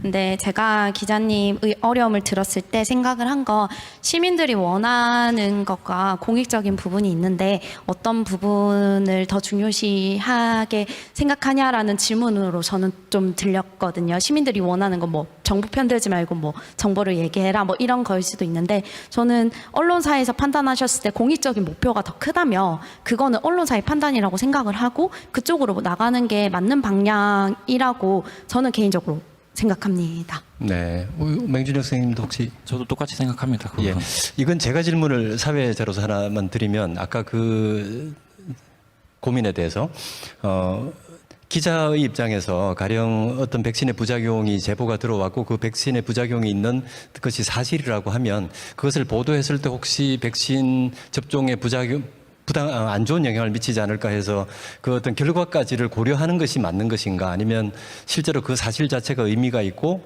실제로 또 검증이 된 사실이라면 언론은 보도하는 것이 맞는 것이 아닌가, 이런 의견이 충분히 있을 수 있단 말이에요. 너무 그 결과까지를 고민해서 한 단계, 두 단계를 더 건너뛰는 것은 또 그 자체도 불필요한 논란을 부를 수도 있지 않느냐, 이런 의견이 가능한데, 우리 박민지 기자 의견 어떠신지? 네, 저도 듣고 나니 다시 고민이 시작되는 것 같습니다. 아까 박사님 말씀해 주신 것처럼 공익이냐 시민들의 요구냐 또 이런 말씀도 해주셨었는데, 사실 너무 좀 진부한 말이긴 하지만 저희는 팩트를 가장 중요시 하려고 하고 있고 사회자님 말씀도 제가 조금 더 고민해봐야 하는 지점인 것 같습니다. 아직. 예, 알겠습니다. 자, 이번에는 김기화 기자께 질문을 드릴까요? 곤란한 경우를 또 억울한 경우, 예. 저 같은 경우에는 이제 그 가장 황당한, 그러니까 이게 이렇게 이런 공격이 들어온다고 이런 생각이 들었던 게, 제가 예전에 기억하시죠? BMW 한창 불났을 때 불타는 BMW 영상이 이제 TV만 틀면 나올 때가 있었어요. 그때 이제 그 원인이 뭐냐 다들 되게 궁금했는데, 제가 이제 그걸 이제 취재를 해가지고 그게 원인으로 추정되는 거를 이제 보도를 했어요. 해가지고 이제 리콜이 뭐 1,300대인가 돼가지고 그게 이슈가 되게 컸었는데, 그 보도를 하니까 밑에 사람들이 이제 현대한테 얼마 받았냐 이런 거예요. 그러면서 이제 그 정도는 그냥 이렇게 웃으면서 이렇게 볼 수 있었는데, 얼마나 현대자동차, 그러니까 이것도 특정 브랜드 말하면 안 되나요? 특정 어떤 뭐 자동차 회사가, 우리나라 굴지의 자동차 회사가 얼마나 기자들을 관리를 잘하는지 아냐? 저 기자 뭐 어떤 접대를 받았을 것이다. 뭐 그런 저 제보도 아마 현대 쪽에서 현대래. 우리나라 굴지의 자동차 회사에서 받았을 것이다. 이런 이제 댓글들이 굉장히 많았어요. 그리고 이제 주변 사람들도 물어보더라고요. 야, 그거 우리나라 굴지의 자동차 회사에서 뭐 받은 거 아니야? 이런 식의 오해를 많이 하시는데, 뭐 이른바 뭐 보배드림이나 이런 큰 커뮤니티, 자동차 커뮤니티에서도 그런 글들이 많아가지고 그런 오해 같은 게 좀 속상한 경우가 있었습니다. 예, 실제로 뉴스 이용자 입장에서 보면 기자가 어떤 경위로 저 사건을 취재해서 보도하는지를 잘 모를 때가 있죠. 그럴 때는 흔히 그때까지 가지고 있던 기자에 대한 일반적인 생각을 가지고 언론에 대한 평가를 하기 쉽죠. 그 부분은 어떻게 혹시 말씀하실 부분 있나요? 이건 좀 너무 쉬운 문제 같은 생각이 드는데 어떻습니까? 황현정 박사님. 네, 제가 그러면 이 부분은 사실 정말 억울하셨을 것 같고요. 그리고 이 부분은 진짜 시민들의 리터러시와 관련된 부분이라고 생각합니다. 그래도 제가 긍정적으로 봤던 부분은 시민들에 대한 시민들이 어이없는 의견을 남겨도 기자님들이 그래도 신경을 많이 써주시고 반영을 해주시려고 하시는구나라는 걸 느껴서 너무 좋았고, 그리고 근데 저희가 시민들도 기자님들한테 바라기만 하는 것 같아요. 저희 딴에서 리터러시를 늘리고, 그리고 뭐 사실검증 벨리피케이션 역량이나 이런 부분들을 길러야 하는 부분이라고 생각합니다. 네. 맹준호 선생님. 예. 저는 근데 같이 얘기를 해야 될 것 같은 게, 저희가 지금 토론을 하고 있는 게 여기 시민 패널 3분이 있고 그다음에 기자 패널 분들 3분이 있잖아요. 근데 각각의 개개의 어떤 디테일한 사례에 대해서 이 부분이 맞다, 맞지 않다라는 부분만 얘기한다라기보다는 시민들이 언론의 세태에 대해서 목격하고 있는 거를 전달하는 것도 중요하다고 생각을 하거든요. 그래서 기사를 쓴 기자 개인의 입장에서는 억울할 수밖에 없는 상황이라고 생각을 해요. 그리고 기자님들이 하시는 모든 말씀에 대해서 동의를 합니다. 다만 이제 시민 입장에서 나중에 더 토론 후반부에 얘기를 하겠지만은 기레기라는 단어를 써가면서까지 그 집단을 안 좋게 평가하는데 단순히 그런 억울한 기사뿐만이 아니라고 생각을 하거든요. 그런 상황이 된 데에는. 그래서 그렇게 억울하고 좋은 기사를 쓰고 있는 와중에도 어쨌든 자극적인 어그로를 끄는 기사도 있고, 그리고 앞서 얘기한 것처럼 인플루언서의 의견을 그대로 전달하는 이제 기사들도 있고, 그리고 심지어는 이제 지자체의 예산을 받기 위해서 수익만이 목적인 인터넷 언론사 기사들도 있잖아요. 그런 기사들이 양산되는 현실을 생각을 하면은 이제 시민들이 어떤 디테일한 거에 대해서 기자들이 억울할 수도 있겠다라는 걸 이해하는 부분도 필요하지만, 시민들이 그런 인식을 가질 수밖에 없는 상황도 기자분들이 이해해 주셨으면 저는 좋겠다고 생각합니다. 네, 최원호 선생님. 네. 이렇게 오해할 수밖에 없는 상황이 생기는 게, 실제로 우리 여기 함께 해주시는 기자님들은 되게 발로 뛰고 열심히 해주시는 분들인 거 알고 있는데, 제가 무엇이 알고 싶다? 그 프로그램 있잖아요. 2019년에 나왔던 하나의 사례인데, 에피소드인데, 가짜 펜을 든 기자들이라는 게 있었어요. 그래서 제작진이 언론 작성 대행 업체에 의뢰를 했어요. 그래서 거짓 내용으로 기사 작성을 의뢰를 했는데, 불과 얼마 지나지 않아서 메인 포털에 이 기사 내용이 등재가 되는 걸 보고 제작진도 당황해서 그것을 빨리 철수해달라고 요청했다는 얘기를 봤었거든요. 그러니까 이렇게 뭐 이제 대행 업체든 또는 이렇게 거짓 내용들로 기사가 양산되는 모습들이 지금 공존하기 때문에 열심히 하시는 분들과 그런 이제 쉽게 쓰이는 기사들이 공존하기 때문에 그런 저희가 오해를 계속 하게 되는 거 아닌가 싶습니다.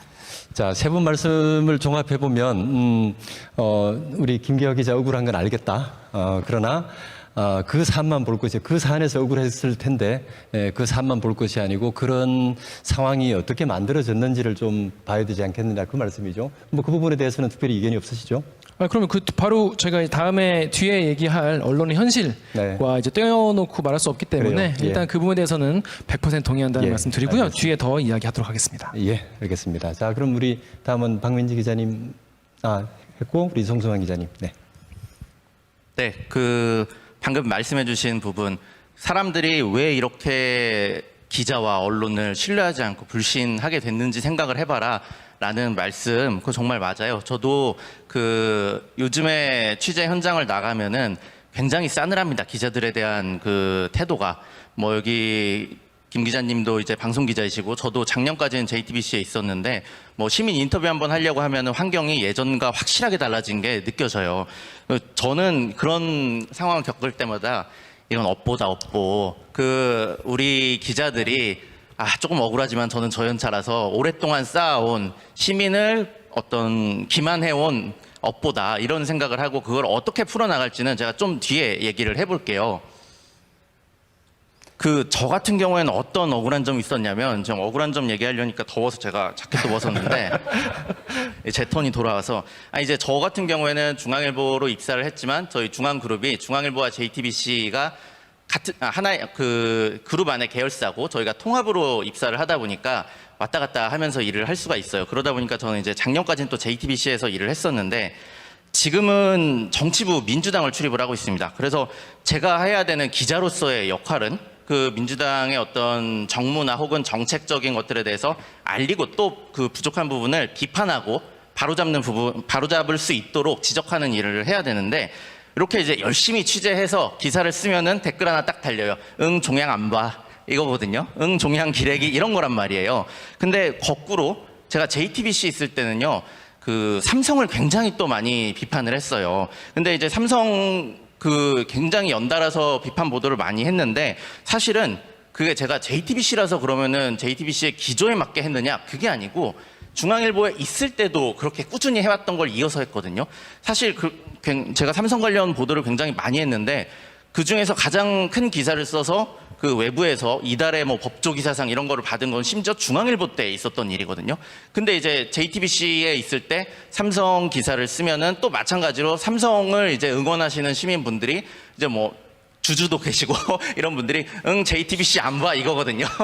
뭐 이러면은 제 입장에서 드는 생각은, 나는 사실 송승환 기자라는 사람은 물론 소속이 바뀌었지만은 어떤 뭐 제목을 다는 데 있어서는 회사가 개입을 하니까 편향성이 있을 수 있겠지만 취재를 굉장히 일관적으로 해왔는데, 사람들이 시민들은 기자가 편향됐다라고 얘기를 하는데, 기자들이 억울한 부분은 요즘의 시민들이 정파적으로 편향된 시각으로 기사를 보는 게 아니야? 우리는 항상 똑같은 기사를 썼는데? 이렇게 생각을 하게 되는 거거든요. 그래서 이런 부분들에 대해서는 시민분들도 조금 이해를 해주셔야 하지 않나, 이런 생각이 좀 듭니다. 네, 우리가 마지막 부분에 가면 우리 기자 패널들 또 시민 패널들께서 서로 상대방한테 또 자기 생각을 정리해서 이야기할 그런 기회가 있을 것 같고요. 지금 우리가 논의하는 과정에서 좋은 기사를 쓰더라도 잘 유통이 안 되는 문제가 있다. 아까 한 달 동안 걸려서 쓴 기사가 조회수 100 나오고 이렇게 수모를 겪은 일도 있다, 이런 이야기를 하셨는데, 이제 언론 사는 문제를 조금은 얘기하지 않을 수 없을 것 같아요. 지금 기자들의 입장에서는 우리가 너무 점잖게 아주 순화된 용어들만 쓰면 사람들이 보지 않는다, 보지 않는 콘텐츠를 만들면 무슨 소용이 있느냐, 이런 얘기를 하기도 하고요. 또 우리가 모두 알고 있다시피 인터넷 언론사들이 엄청나게 많이 있기 때문에 우리가 언론의 보도가 이런 문제가 있어 라고 이야기할 때 어떤 언론을 이야기하는 것인가를 놓고도 약간씩 좀 고민되는 지점들이 있죠. 자, 이런 문제를 어떻게 풀어나가야 할 것이냐. 아무래도 기자 패널들께서는 어쩔 수 없는 구조적인 문제를 생각을 하실 것 같은데, 먼저 시민 패널들께 제가 질문을 드릴까요? 이 문제는 황현정 박사님 먼저. 예. 저도 구조적인 문제에 대해서 동감을 하고 제가 이거를 2022년 전기 간행물 등록 현황을 찾아봤거든요. 그래서 일간신문이 681개 그리고 인터넷 신문이 9,896개로 총 1,577개로 나타났습니다. 근데 이게 방송사나 이런 거는 다 빼더라도 너무 숫자로만 봐도 너무 과도한 수치 같아요. 제가 생각했을 때는. 이 중에서 시민들에게 올바른 정보를 좀 알리고 가치를 전달하는 언론사가 과연 좀 몇 개나 될까 이런 의문점이 들었는데요. 이렇게 언론사가 공익적인 목적을 추구해야 한다는 건 맞지만 그렇다고 수익적인 부분을 무시할 수는 없을 것 같아요. 그래서 이 부분은 사회 구조적인 부분의 문제가 크다라는 사실은 정말 진심으로 이해합니다. 수많은 언론사들이 기사 남발하며 조회수 올리려고 막 기사를 쓰고 그럼 또 열심히 하시는 기자님들 기사는 또 밑으로 내려가고 이런 악순환이 계속 반복되는 거라서 이 부분에 있어서는 조금 제가 과도하지만 정책적인 부분의 개선이 더 필요하다고 저는 보고요. 그리고 제가 아까 전에 말씀드렸던 시민 리터러시 부분의 함량도 필요하고 그리고 기자님들도 좀 더 좋은 기자님들, 더 바람직한 언론을 쓰는 기자님들이 많아질 수 있도록 내부적으로 소통하고 내부적인 기관을 만들고 위원회 같은 것도 있는 걸로 다들 알고 있는데 그런 것도 좀 더 강화시키고 그런 식의 노력이 같이 수행되어야 해결할 수 있지 않을까 싶습니다. 네. 네, 우리 맹준혁 선생님께 질문을 드릴까요?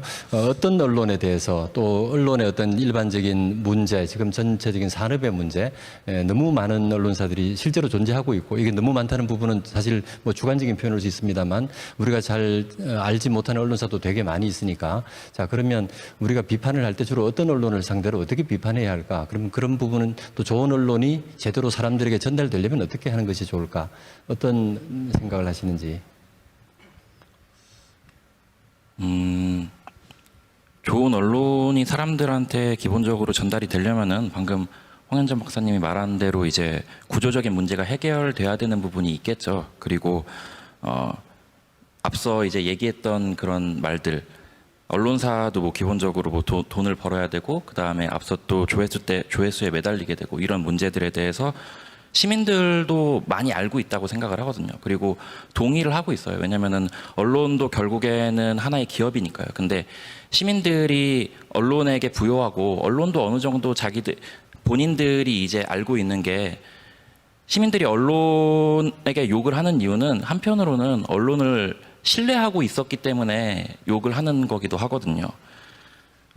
언론사가 이제 일반 기업과 다른 거는 사회적인 공익을 추구한다라는 거잖아요. 그래서 그 과정에서 어느 정도는 자극적인 기사를 제시하거나 아니면은 어떤 다른 여타 기업이 하는 것처럼 이제 이익을 추구할 수 있겠죠. 근데 어떤 선을 넘는 부조리를 저지를 때 언론이 기존에 가졌던 사회적 명예와 권위도 잃어버릴 수 있겠다라는 거를 감안을 하고 이제 기사를 작성하거나 아니면은 이 부분에 대해서 생각을 하면은 좀 해결책이 나타나지 않을까라고 생각을 합니다.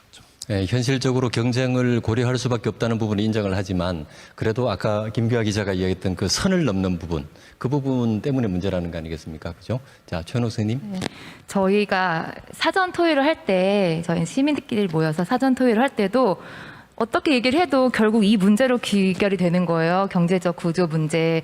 기자님들 힘드시겠다. 저희도 막 그런 걸 공감하면서. 근데 이거 관련해서 기사를 하나 본 적이 있는데요. 8월 4일에 미디어 오늘에서 나온 기사예요. 제목이 살라미 전술로 젠더 갈등 키우고 잭팟 터뜨려 이제 환호하는 언론이었습니다. 여기서는 PV 기사에 대해서 얘기를 심층적으로 다루고 있거든요. 그래서 페이지 뷰 기사라고 하는데 인터넷 사용자들이 얼마나 클릭을 해서 그 페이지를 보느냐잖아요. 근데 여기서 제가 이제 윗분들께 언론사 윗분들께 말씀드리고 싶은 거 착각하고 계신 거예요, 지금.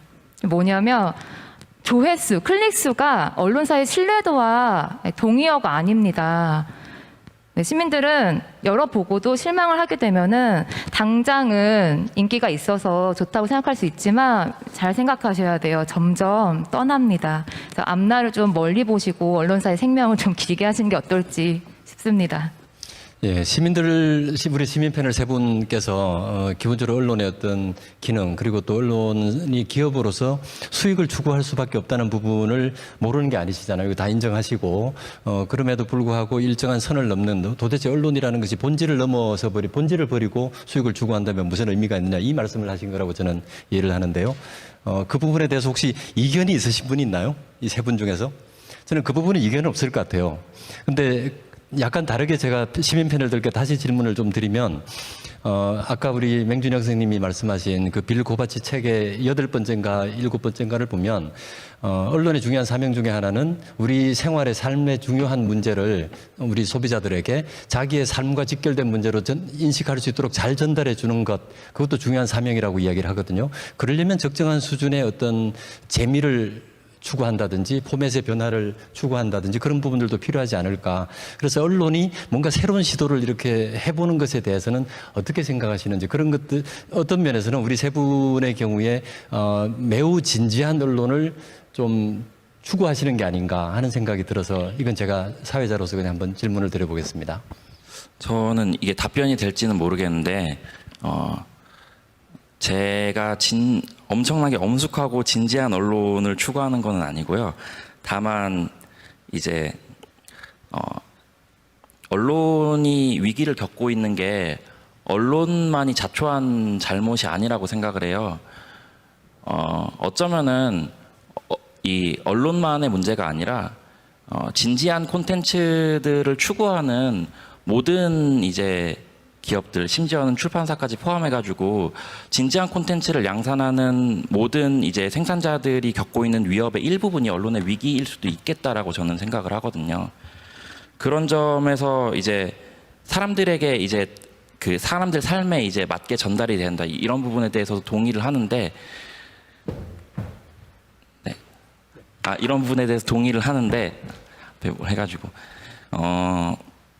이 지점을 그래서 언론이 앞으로 어떤 역할을 할 수 있고 앞으로의 언론은 어때야 하는지에 관한 얘기도 오늘 나왔으면 좋겠거든요. 그래서 근데 아무리 생각해도 이 선이라는 부분은 있는 것 같고, 그리고 재미와 개인의 인격을 짓밟는 것 같은 그런 선을 넘는 자극적인 기사들 사이에서 어떤 균형을 이루면서 동시에 재미까지 추구해야 되는지 그 부분은 저도 잘 모르겠습니다. 그냥 네. 공론이 필요할 것 같아요. 그 부분. 네, 우리 최원욱 선생님 마이크 잡으셨는데. 네. 시민들도 재밌는 거 당연히 좋아합니다. 그래서 대기자가 인기가 많은 거고요. 그리고 이제 진지한 거냐 재미있는 거냐의 형식의 문제는 아니고요. 전 더 중요한 거는 이 형식의 문제가 아니라, 그러니까 아이들도 가르칠 때 재밌게 가르치면 더 딱딱한 내용도 잘 이해를 하거든요. 저는 결국은 소통의 의지가 있느냐 없느냐의 문제인 것 같아요. 언론사와 시민들과 소통 의지. 그래서 예를 들어봤습니다. 네. 네, 마지막으로 소통 문제를 말씀하셨는데 이건 사실 제가 아까 김기화 기자한테 질문을 하고 싶었던 거예요. 그 아까 BMW 관련해서 그 보도를 했을 때 한국 굴지의 자동차 회사에서 제보받은 거 아니냐 뭐 이런 비난 댓글이 있었다고 했는데 네네. 그 비난 댓글에 어떻게 대응하셨습니까? 그때 제가 지금 본격 KBS 소통방송 댓글 읽어주는 기자들을 하게 된 계기 중에 하나예요. 왜냐하면 제가 거기다가 뭐 대댓글을 달아봤자 일단 내가 기자라는 걸 증명을 해야 될 거 아니에요. 그러니까 어디부터 얘기해야 될지 모르겠고 답답하고, 그래서 이게 소통을 해야 되는데 뭔가 방법이 뭐가 있을까라는 생각을 하게 됐고요. 또 기자들이 굉장히 댓글을 많이 봅니다. 아까 송 기자도 얘기했지만은 뭐 부장이나 팀장한테 뭐 칭찬받고 뭐 욕 먹고 그런 거 막 별개로 집에 가는 지하철에서 이렇게 봐요. 내 기사 2개 달렸네 이러면서 본단 말이에요. 근데 저는 거기에서부터 출발을, 물론 이게 100점짜리 소통은 아닐 수 있지만은 거기서 소통을 시작을 해야 된다고 생각을 해서 유튜브를 시작을 했고, 그리고 저희 이제 방송에도 이제 댓글이 많이 달리는데 당연히 욕 댓글도 달리죠. 말도 안 되는 욕 댓글도 달려요. 그러면 제가 거기다가 이제 예전엔 다 대댓글을 달았었거든요. 제 마음을 담아서. 근데 그러면 놀랍게도 쌍욕 막 엄청 막 비난하시던 분들이, 반말로 욕하시던 분들이, 내가 김기화 기자인데 이건 인증이 되잖아요. 여기 아이디가 뜨니까. 이런 건 오해하신 것 같고 이런 건 고쳐 나가겠다 이렇게 쓰면은 존댓말로 거기에 다시 댓글을 달아주세요. 몰랐다. 네가 보는 줄 몰랐다. 이러면서. 그래서 시민분들도 기자와 소통을 하고 싶어 하시는구나. 오해하지 않기를 본인도 바라는구나. 이런 생각이 들어서 소통을 해야겠다고 생각을 했고, 아까 이제 이 맹준영 선생님께서 말씀하신 것 같이 어떤 언론이 돼야 될지 아직 잘 강상 같은 건 좀 쉽지 않다라고 말씀하셨는데, 저는 이제 그런 실험 중에 하나로 이제 기자들 또 언론들이 아까 말씀드린 대로 이 보도윤리 10개를 다 못 지키는 경우도 있단 말이에요. 다 지켜야겠지만. 근데 그런 경우에 이거 사과와 반성과 이 수정 같은 거를 좀 일상적으로 해야겠다. 왜냐하면 지금은 알립니다 이래가지고 이만하게 막 내야 되는 거니까 언론사 입장에서 부담스러운 거예요, 되게. 그때만 이렇게 내면 막 그거 갖고 이걸 왜 내냐. 이제 그런 식으로 이제 막 데스크랑 막 논의를 많이 해야 되기 때문에 뭔가 일상적인 소통 채널을 언론사들이 하나씩 좀 만드는 게 좋지 않겠냐. 좀 그런 생각이 좀 들었습니다. 예, 그렇게 소통하는 것이 중요하다는 사례를 보여주기 위해서 아마 오늘 김기화 기자를 보신 게 아닌가 저는 그렇게 생각이 드네요. 제가 다른 두 분께 질문을 드리고 싶은 게 이건 언론이 앞으로 어떻게 이 위기를 헤쳐나갈 것인가에 관련된 문제이기도 한데 소비자들에게 나의 좋은 컨텐츠를 전달해 주는 것도 참 중요한데 전달 못지않게 중요한 게 비록 보기는 했지만 아까 최원욱 선생님 말씀하신 것처럼 보고 나서 오히려 더 반감이 생긴다든지 속았네 언론이 왜 이렇게 하지? 라는 오히려 거부감이 생기게 만들면 그건 보지 않은 것보다 더 좋지 않은 결과를 가져오지 않을까요? 그럼에도 불구하고 기자들은 조금 더 보게 만들려고 애를 쓰죠. 이 문제는 어떻게 해결해야 될까요? 네, 일단은 그 문제도 사실 결이 상당히 여러 갈래가 있는 문제인데 아까 우리 최 선생님이나 맹 선생님 지적해 주신 그런 낚시성, 어뷰징만을 위한 그런 기사들 있잖아요. 그런 기사 같은 경우에는 저희도 제발 없어졌으면 좋겠어요. 저는 시민분들한테 좀 요청드리고 싶은 게 그냥 그거를 싸잡아서 언론 이 기레기들아 하지 말고 차라리 뭐 PV 기사 사라져 뭐 이런 캠페인을 한다든지 딱 그 부분을 콕 집어서 해주시면은 저희가 열심히 보도할게요. 그 부분에 대해서 저희도 그 문제에 대해서 굉장히 문제의식을 갖고 있고 또 이제 두 번째로는 그 기사 제목이 이제 잘 보여져야 되는 거 아니냐 이런 질문을 하셨잖아요. 근데 저도 참 안타까운 게 이 많은 최근에 언론사들이 이 경향이 더 심해지고 있습니다. 사실은 이게 우리나라의 언론사의 수익 구조 문제가 안 나올 수가 없는데 이 네이버 전재료의 의존을 포털 전재료의 의존을 굉장히 많이 하고 있잖아요. 그러면서 저도 그 지적에 동의를 해요. 푼돈을 얻으려고 푼돈이라고 하면 회사 입장에서 너 그게 얼마인 줄 아냐라고 거기서 네 월급이 나오는 거야라고 할 수도 있겠지만 푼돈을 얻으려고 우리 지금 브랜드 가치를 저희도 맨날 그러거든요. 페이스북에 그런 기사 있으면 찍어가지고 올려서 아니 이 기사 때문에 지금 이 기사 보고 우리 취재원이 우리를 되게 우습게 한다 이런 거 빨리 내려달라 이런 얘기들 해요. 그래서 저도 그 문제에 대해서 굉장히 동의를 하고 그러면 우리가 항상 여기서 돌고 도는 게 그러면은 어떻게 먹고 사냐 지금 먹고 사는 방법이 없는데 이런 얘기로 항상 귀결이 되잖아요. 저는 최근에 그 생각을 했어요. 유튜브 저도 이제 굉장히 많이 보는데 퇴근하고 맨날 보는데 이제 보다가 제가 처음으로 한번 슈퍼챗을 보내봤어요. 예. 다 보내보셨나요? 저는 사실 거기에 돈 진짜 잘 안 쓰거든요. 근데 제가 어느 날 보다가 와, 이 사람은 매일 1시간씩 나를 너무 즐겁게 해줘.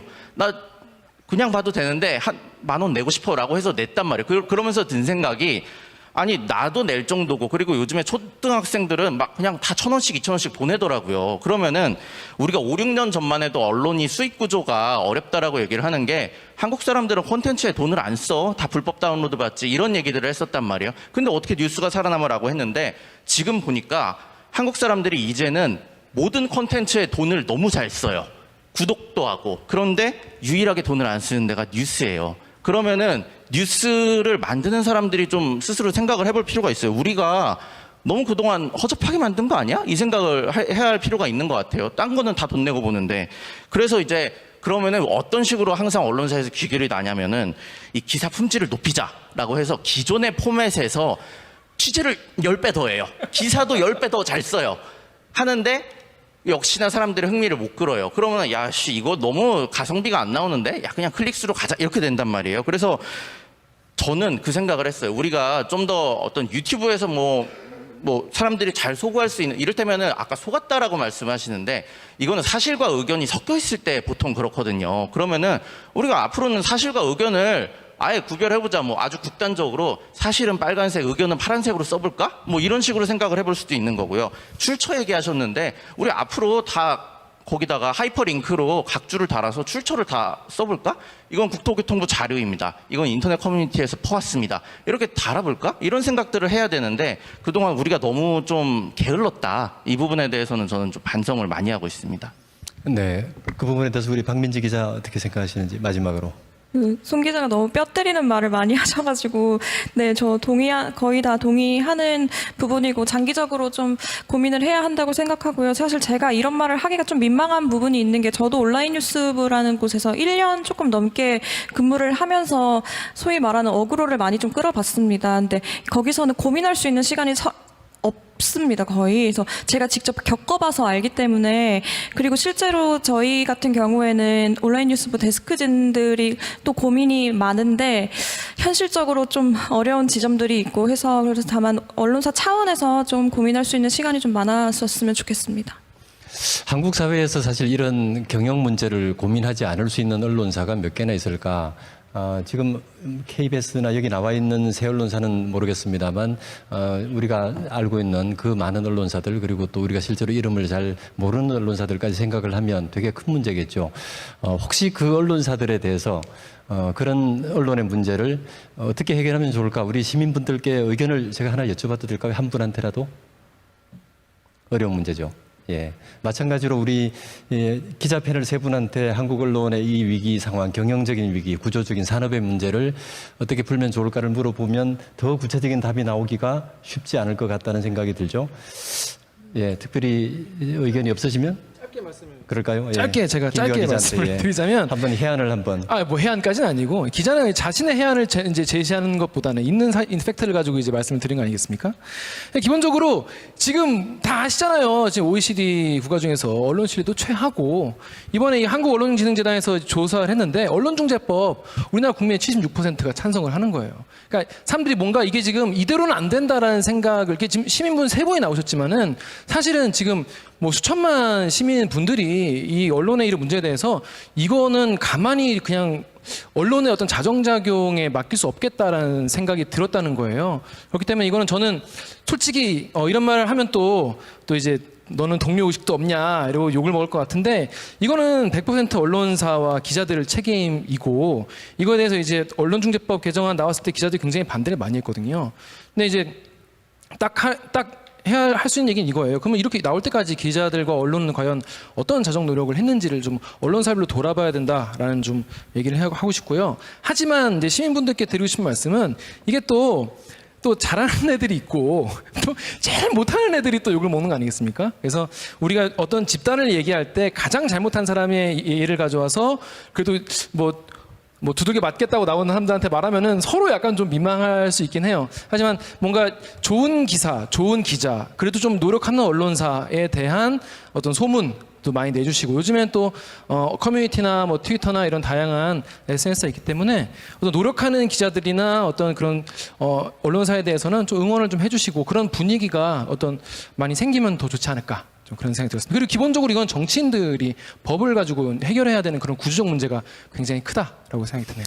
예, 언론이 워낙 중요하니까 사실 그렇게 언론중재법 개정 논란도 있지 않았나 하는 생각이 들고요. 오늘 이런 자리가 마련된 것 자체가 언론의 중요성을 우리가 다 인식하고 있기 때문이겠죠. 자, 지금 아까 제가 우리 오늘 토론 시작할 때 말씀을 드린 대로 지금 우리 인터넷으로 줌으로 이 토론을 시청하고 계시는 분들이 많이 계십니다. 그중에서 질문을 좀 받아보도록 하겠습니다. 지금 바로 연결이 될지 모르겠습니다만 지금 김서윤님 계신가요? 제가 지정을 한번 해보겠습니다. 마이크 켜시고 말씀을 한번 해주시면 좋겠습니다. 종종 제가 이렇게 토론 사회를 보다 보면 질문을 청중들한테 하라고 하면 토론하는 패널들한테 질문하는 게 아니고 사회자한테 질문하는 경우를 좀 봤습니다. 근데 오늘은 어렵게 나오신 분들이니까 이 패널 6분들에게 기자도 좋고 시민 패널도 좋습니다. 아, 예. 김서윤 씨가 나왔네요. 자, 질문 주시죠. 아, 지금 마이크가 안 되는군요. 아, 예, 마이크가 안 되는군요. 자, 그러면 혹시 괜찮으시면 문자로 질문을 주시면 우리 진행하는 쪽에서 저에게 저 화면에 띄워주시면 좋을 것 같고요. 자, 그럼 다른 분 한번 제가 불러보겠습니다. 김주영님. 아, 마이크가 안 되나요? 김주영님도? 됩니다. 아, 예, 예. 김주영님. 네. 네, 안녕하세요. 네, 반갑습니다. 저는 서울에 사는 김주영이고요. 발로 뛰는 기사를 쓰시는 지금 기자님들 이야기 들어보니까 정말 응원합니다, 저는. 저는 아이들과 미디어 공부를 하고 있다 보니까 요즘 시민 대상으로 하는 팩트체크 교육을 받고 있거든요. 근데 우리나라는 시민들에게도 팩트체크 교육을 지금 하고 있고, 팩트체커로서 활동하는 기회가 주어지기도 하는데 이것이 세계적인 추세인지 좀 궁금하고요. 그리고 언론 쪽에서 기사를 먼저 잘 작성하고 게이트키핑이나 데스킹을 엄격히 하는 게 먼저가 아닐지, 팩트체크 교육 자체는 시민들한테 굉장히 필요한 거는 맞지만 시민 팩트체커 활동은 기자들에 비해서 굉장히 한계가 있는 것 같거든요. 그러면 언론 쪽에서 해야 할 일들을 시민들에게 약간 미루는 측면이 있는 게 아닌가, 그런 생각도 한편으로는 듭니다. 아, 예. 시민들에게 팩트체크 교육을 시키는 것보다 언론들이 먼저 알아서 팩트체크를 잘 하셔야 되는 것 아니냐. 맞는 말씀이죠. 예, 저도 동의합니다. 예. 그런데 시민들에게 그래도 팩트체크 교육을 하는 의미가 또 있지 않을까요? 이건 어느 분한테 제가 여쭤봐야 될까요? 혹시 미디어 교육을 하시는 분, 최은옥 선생님? 네, 네. 네. 지금 말씀해주신 그런 교육을 요즘 학교에서도 굉장히 열심히 하려고 노력을 하고 있고요. 많은 교사 단체에서도 그렇고, 그리고 저도 많이 하고 있습니다. 그런데 진짜로 필요한 교육이 맞다고 생각하고요. 이런 것들이 저희 교과서나 교육과정에도 정말 제발 반영됐으면 좋겠어요. 교사 입장에서는. 네. 이게 미디어가 이제 곧 숨 쉬는 것과 같은 시대인데, 그런 데서 이런 필수적인 교육이 밀려나는 모습이 있는 것 같아서 좀 안타까움을 많이 느끼고 있습니다. 네. 굉장히 중요한 교육입니다. 예. 황현정 박사님 마이크 잡으셨는데 지금 답변을 혹시? 네, 일단은 질문하셨던 팩트체크 교육이 글로벌적인 현상이냐는 거에 대해서는 그렇다라고 답변을 드리고 싶고요. 그리고 팩트체커라는 게 어쨌든 사실 검증을 하는 관계라서 그게 기사에만 적용되는 건 아니고, 저는 개인적으로 지금 너무 과도하게 소비되는 정보들, 과다한 정보들 안에, 그 호수 안에서 저희 시민들이 약간 디지털 시민적인 소양을 갖추기 위한 교육이 근본적인 이유라고 생각하기 때문에 이거를 딱 기사에만 적용을 시키지는 않으셨으면 좋겠고요. 네. 그리고 시민분께서 말씀하셨던 기자분이 먼저 팩트 체크를 해야 한다. 그거는 100% 동감을 하고 그것을 바탕으로 저희 시민도 온라인상에서 좀 더 정확한 정보, 정확한 사실 검증을 해야 한다는 의미가 있겠습니다. 네, 지금 사실 이 자리에 나와 있는 우리 송승환 기자 혹시 발언하시겠어요? 예. 네, 애초에 기자가 잘 써야지라고 말씀해 주셨으니까 기자가 또 대답을 드려야 하잖아요. 네. 예, 100% 공감하는 바입니다. 애초에 잘 써야 하는 게 맞는 거고요. 그런데 시민의 팩트 체크를 할 때 시민의 역할이 그러면은 안 중요한 거 아니냐, 애초에 잘 써야지 왜 시민에게 미루느냐, 이렇게도 생각을 하실 수가 있을 텐데, 최근에 저희가 취재를 해보면요, 많은 사안들이 너무나 다양하고 복잡하고 정교하기 때문에 저희들도 그거를 팔로우하기가, 따라가기가 어려운 때가 많아요. 저희도 최선을 다해서 썼는데도 불구하고 가끔은 틀릴 때가 있습니다. 그러면요, 저희가 댓글 보고, 그런데 요즘엔 댓글에서 그거에 대해서 전문 분야를 잘 아시는 분들이 댓글을 많이 달아주셔요. 저 같은 경우에는 최근에 부동산 기사를 쓰기가 제일 두려운데, 부동산 세법이 너무 복잡해서 이거 썼다 하면 항상 구멍이 나요. 그러면은 댓글에서 이게 아니라 저거야, 저거를 확인해야지라고 해주시면은 제가 바로 정정 기사를 달고 밑에다 괄호를 당구장 표시를 하기도 하거든요.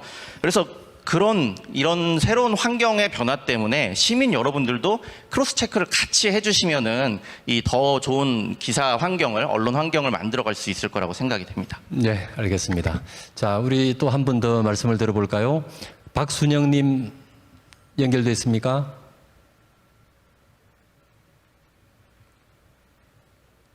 박순영님 지금 연결이 안 돼 있나요? 예, 알겠습니다. 그러면은 일단 갤러리에 계시는 분들 우리 질문은 여기까지 듣도록 하고요.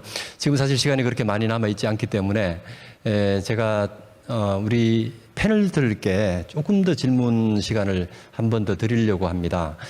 뭐냐면 제가 처음에는 우리 언론윤리규범이나 언론이 이래야 된다, 저런 언론이 좋은 언론이다 이런 부분에 대해서 서로 생각이 좀 쉽게 합치될 줄 알았는데 이견이 분명히 있는 부분들이 있어요. 제 생각에는 오늘 이렇게 그냥 토론을 정리하게 되면 특히 우리 시민 패널 세 분께서는 약간 아쉬움을 안고 가시지 않을까 싶은 생각이 들어서 지금 세 분께 제가 시간을 그렇게 많이 드리지 못하고 한 1, 2분씩 제가 시간을 드리겠습니다. 여기 나와 계시는 세 분들께 오늘 나는 이 부분에 대해서는 내가 좀 생각이 달라 또는 나는 좀 이견이 있어 라는 부분을 좀 말씀을 한번 해주시면 좋을 것 같아요. 준비되신 분부터 좀 손을 들어주시면 제가. 자, 최원옥 선생님.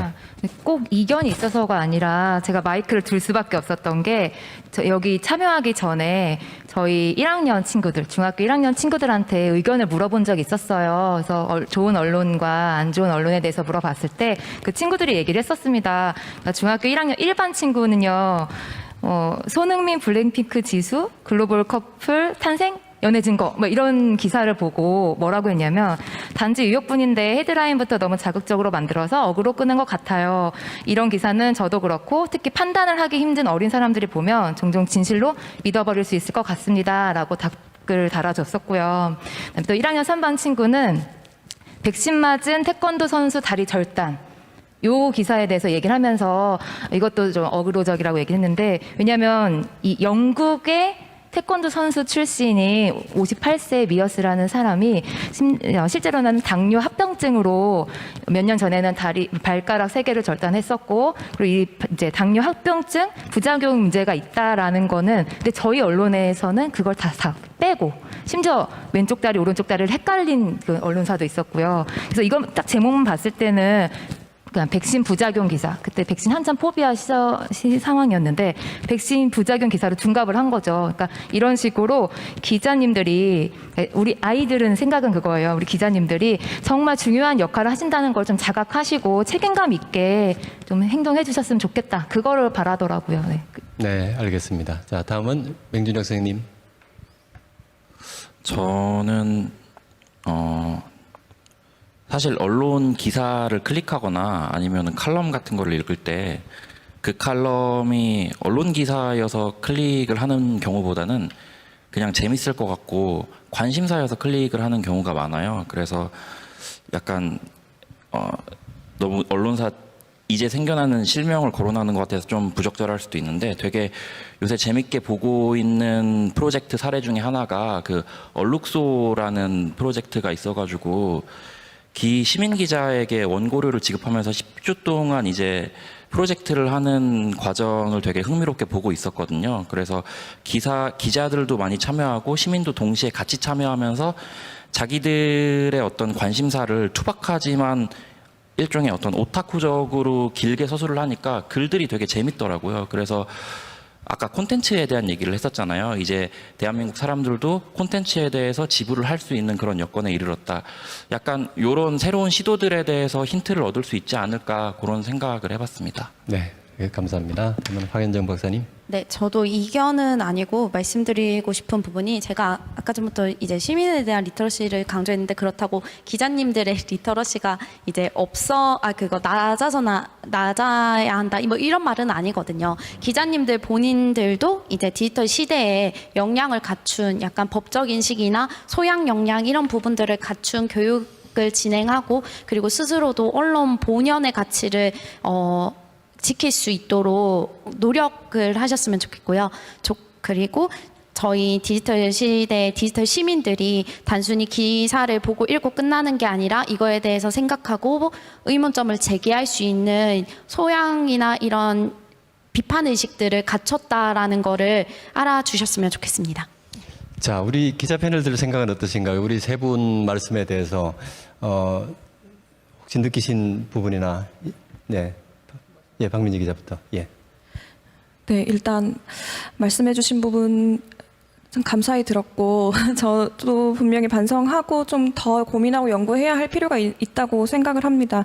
다만 이제 저희 같은 경우에는 늘 마감에 좀 쫓기는 일상을 살다 보니까 아무래도 1시간 고민할 거를 40분만 하고 이러는 경우들이 있습니다. 그래서 저는 이렇게 동료들하고도 얘기할 때 우리 기사 빨리 쓰진 말자 이런 말을 되게 많이 하거든요. 그래서 단어나 문장들도 최대한 고민하고 맥락 하나하나 좀 따져가면서 기사 쓰려고 굉장히 노력을 하고 있는데 사실 그래서 1차적으로는 언론이 바뀌어야 한다는 데는 공감을 하고 근데 2차적으로 시민분들도 저희의 맥락을 충분히 이해할 수 있을 정도의 노력을 조금 더 해주셨으면 하는 바람이 있습니다. 네. 예, 송수환 기자. 네, 저도 오늘 사실 토론이 시간이 짧은 게 너무 아쉬워요. 이게 맞짱 토론 말고 끝장 토론으로 해서 사실 한 12시간 했어야 했는데, 사실 저는 이 시민 이 세 분께 들었던 질문, 그리고 또 갤러리에서 들었던 질문에 사실 99% 다 동의합니다.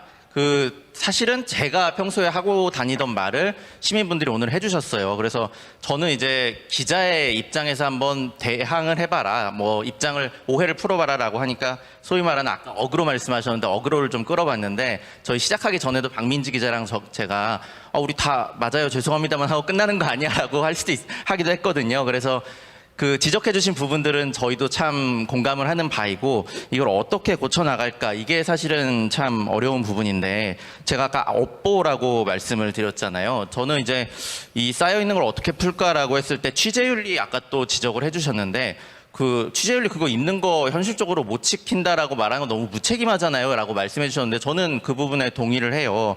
그런데 취재윤리라는 게 사실 말씀해 주신 10가지 강령들 있잖아요. 그게 굉장히 멋있고 웅장하고 이런 내용들을 담고 있잖아요. 그런데 현장에서 제가 느낀 취재윤리라는 건 뭐냐면은 굉장히 사소한 절차적이고 과정에서 항상 발생을 해요. 이 순간에 물어볼까 말까? 들어갈까 말까? 여기서 항상 취재윤리가 기준이 작동하거든요. 근데 우리 시민분들은 안타깝게도 결과물만 받아볼 수 있어요. 지금까지. 그게 문제인 것 같아요. 저는. 우리 기자들이, 우리 언론사가 과정에 대해서는 항상 꽁꽁 숨겨놓고 결과물만 내놓고 야 믿어라 이거 기자가 쓴 거니까 언론사가 쓴 거니까 라고 해왔는데 우리가 앞으로 언론사가 과정을 좀 투명하게 공개를 하자. 그러면은 이제 시민분들도 이 부분에서 요걸 잘못했으니까 이렇게 고쳐주세요라고 구체적으로 말할 수가 있잖아요. 그냥 통틀어서 야 이 기레기야 하면은 사실 우리도 뭘 고치라는 거야 이러지만은 우리가 먼저 보여드릴 테니 그 부분을 좀 디테일하게 지적해 주시면은 우리가 바로바로 반영을 하겠다라는 생각이 좀 들고 두 번째는 아까 좋은 기사가 뭔지에 대해서 우리끼리 얘기를 했는데 사실 좋은 기사라는 게 너무 추상적이에요. 그래서 근데 우리나라도 마찬가지고 다른 해외에서도 그런 것 같은데 좋은 기사에 대한 어떤 최근에 그걸 평가하기 위한 지표가 너무 부족한 것 같아요. 그래서 어떤 시민분들과 또 기자들이 이렇게 만나서 좋은 기사를 평가할 수 있는 좀 시민과의 공감대가 형성된 지표, 항상 전문가들이 만들면은 너무 딱딱한 기준들만 있으니까 그런 부분들을 좀 만들어서 사람들에게 이 기사가 좀 모범적이다, 보여줄만 하다라는 기사들을 좀 많이 알렸으면 좋겠습니다. 자, 김기화 기자. 네. 방금 송 기자 이제 하신 말씀을 들었는데 제가 이제 고민하던 부분과 굉장히 맞닿는 게 많아가지고 이게 법안과 소세지는 만드는 과정을 모르는 게 좋다 이런 농담도 있잖아요. 기사도 마찬가지인 게 아까 이제 송 기자도 얘기했지만은 내가 쓴 기사 제목이 왜 이래? 이럴 때 있어요. 있는데 저는 이제 그 과정에서 아까도 이제 간부나 데스크를 책임이 크다. 젊은 기자를 앉혀놓고 얘기하는 거 좀 안 됐다 이런 생각도 들긴 들었어요. 왜냐하면 담당하는 책임 있는 분들이 그분들이니까. 그런데 이 과정 공개하는 게 되게 조직 내부에서 굉장히 어떤 마찰과 잡음과 고통이 굉장히 수반하는 과정이에요. 아까도 특정 기사와 특정 언론사, 특정인에 대한 이야기를 하니까 분위기가 싹 얼어붙지 않았습니까? 그게 사내에서 내가 같이 몇십 년 동안 같이 일해야 되는 회사에 있는 사람들과 같이 살면서 그런 왜 사람들이 오해할 수밖에 없는 이런 게 나왔는지에 대해서 과정을 밝히는 게 전 되게 필요하다고 생각해서 이 프로그램을 만들었는데, 저희 댓글 읽어주는 기자 만들었는데, 그 과정이 굉장히 고통스러워요. 굉장히 고통스럽고 당사자가 느낄 어떤 불쾌감과 어떤 그 사람들의 이유가 있을 텐데, 그래서 그런 것들에 대한 어떤 시도 같은 것들을 좀 언론사가 해야 되지 않나 그런 생각이 많이 들면서 송 기자랑 되게 같은 고민을 했구나. 역시 그래도 같은 시대에 사는 기자들은 그래도 같은 고민을 하고 있구나라는 생각이 들어서 굉장히 반가웠습니다. 네. 우리 어떻게 시민 패널들께서 좀 수긍이 가셨나요? 예. 자, 우리 어차피 소통이라고 하는 것이 중요하기 때문에 오늘 이 자리가 만들어진 것이고요. 그리고 시민 패널들께서 이 자리에 오시지 못한 분들, 그리고 인터넷으로 지금 줌으로 이 프로그램을 보고 계시는 분들께 아주 짧게라도 혹시나는 우리 동료 시민들에게 한마디 하고 싶어, 언론에 대해서. 예, 최원옥 선생님 무슨 마이크 드셨는데, 예, 짧게 시간 드리겠습니다. 네, 정말로 하고 싶은 말이 있었거든요. 우리 기자님들도 밥 새끼 먹는 다 같은 시민 아닙니까? 그래서 이제 모든 시민들께 우리 학생 포함해서 말씀드리고 싶었던 거는, 우리 흔히 그런 말 하잖아요. 청소년기에 우리 청소년들이 방문 들어가서 이렇게 잠그고 혼자 있다라는 표현 하잖아요. 근데 이거는 비단 청소년 문제뿐 아니라 우리 모든 시민들이 좀 알아야 될 것 같은데, 요즘에 필터 버블이라는 말이 있습니다. 아시죠? 네. 그래서 내가 필터 버블에 갇혀 있진 않은가 좀 자기 점검도 좀 필요할 것 같고요. 그리고 또 두 번째는 그런 말이 있습니다. 기자들이 자극적인 기사를 만드는 게 문제다. 또는 뭐 시민들이 그걸 클릭하는 게 문제다. 그런 얘기들이 있잖아요. 근데 저는 이게 그냥 닭이 먼저냐 달걀이 먼저냐 문제로 얘기하는 것 같은데, 사실 중요한 거는 닭장이 있다는 것을 자각하는 게 아닌가라는 생각이 들어요. 그래서 닭장, 뭐 사회 구조, 경제 문제 이런 것들이 있다는 걸 자각을 하고 우리가 서로 싸우는 게 아니라, 네, 그런 것에 대해서 좀 더 논의를 많이 하는, 지금처럼 대화를 많이 했으면 좋겠습니다. 네, 네, 고맙습니다. 자, 맹준혁 선생님께도 아주 짧게 말씀 부탁드리겠습니다. 저는 아까 송승환 기자님이 기레기라고 하지 말고 PV 기사 사라져 이런 식으로 구체적으로 비판을 해줬으면 좋겠다라는 말에 대해서 100% 동감을 하고요. 그리고 같은 동료 시민들에게 얘기를 하고 싶은 게 이 부분이었어요. 그래서 기레기라는 말이 기자나 언론사에 관한 더 이상 효과적인 비판이 아니다라는 말을 첫째로 하고 싶었고요.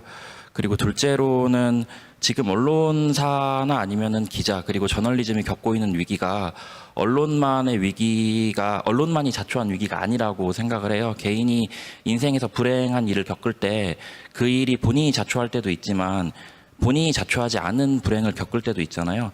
그런 불행을 언론이 겪고 있다고 생각을 해요. 근데 그 불행을 책임져야 되는 거는 결국 그 인생을 살고 있는 개인이거든요. 그래서 그 책임감이 가장 많이 부여된 거는 언론사라고 아직도 생각을 하고, 이러한 상황을 같은 동료 시민으로서 모든 사람들이 이해하고 있었으면 좋겠습니다. 예, 마지막으로 아주 짧게. 아주 짧게. 네. 그 세 가지로 말씀드리면, 처음에는 시민들이 이제 비난이 아니라 비판적인 태도를 가지자. 그리고 두 번째는 소수의 잘못된 기사들을 가지고 과한 일반화를 하면서 이제 기자나 기사들을 일반화시키지 말자. 그리고 세 번째는 저희 시민 스스로가 리터러시와 사실검증 영역의 역량들을 좀 더 높이기 위해서 노력하자 정도로 마무리하겠습니다.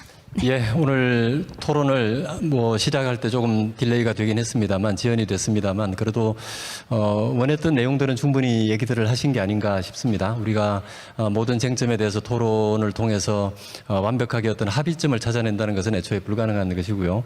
어쨌든 오늘 이렇게 서로 대화를 통해서 기자들은 이런 생각을 하는구나, 또 시민들께서는 이런 생각을 하는구나, 서로 이해할 수 있는 좋은 기회가 아니었나 생각이 들고요.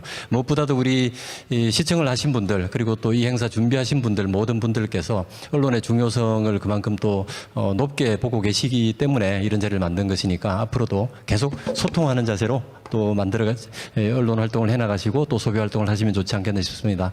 토론은 여기서 마치고요. 내일도 좋은 행사가 계속 준비가 되어 있습니다. 시민 기자 정담회라고 아주 좋은 콘텐츠들을 선정해서 서로 어떻게 그런 기사를 만들게 됐는지를 얘기해보는 그런 시민 참여 프로그램이 내일도 준비가 되어 있습니다. 계속 저널리즘 주간 행사 열심히 봐주시기 바랍니다. 고맙습니다.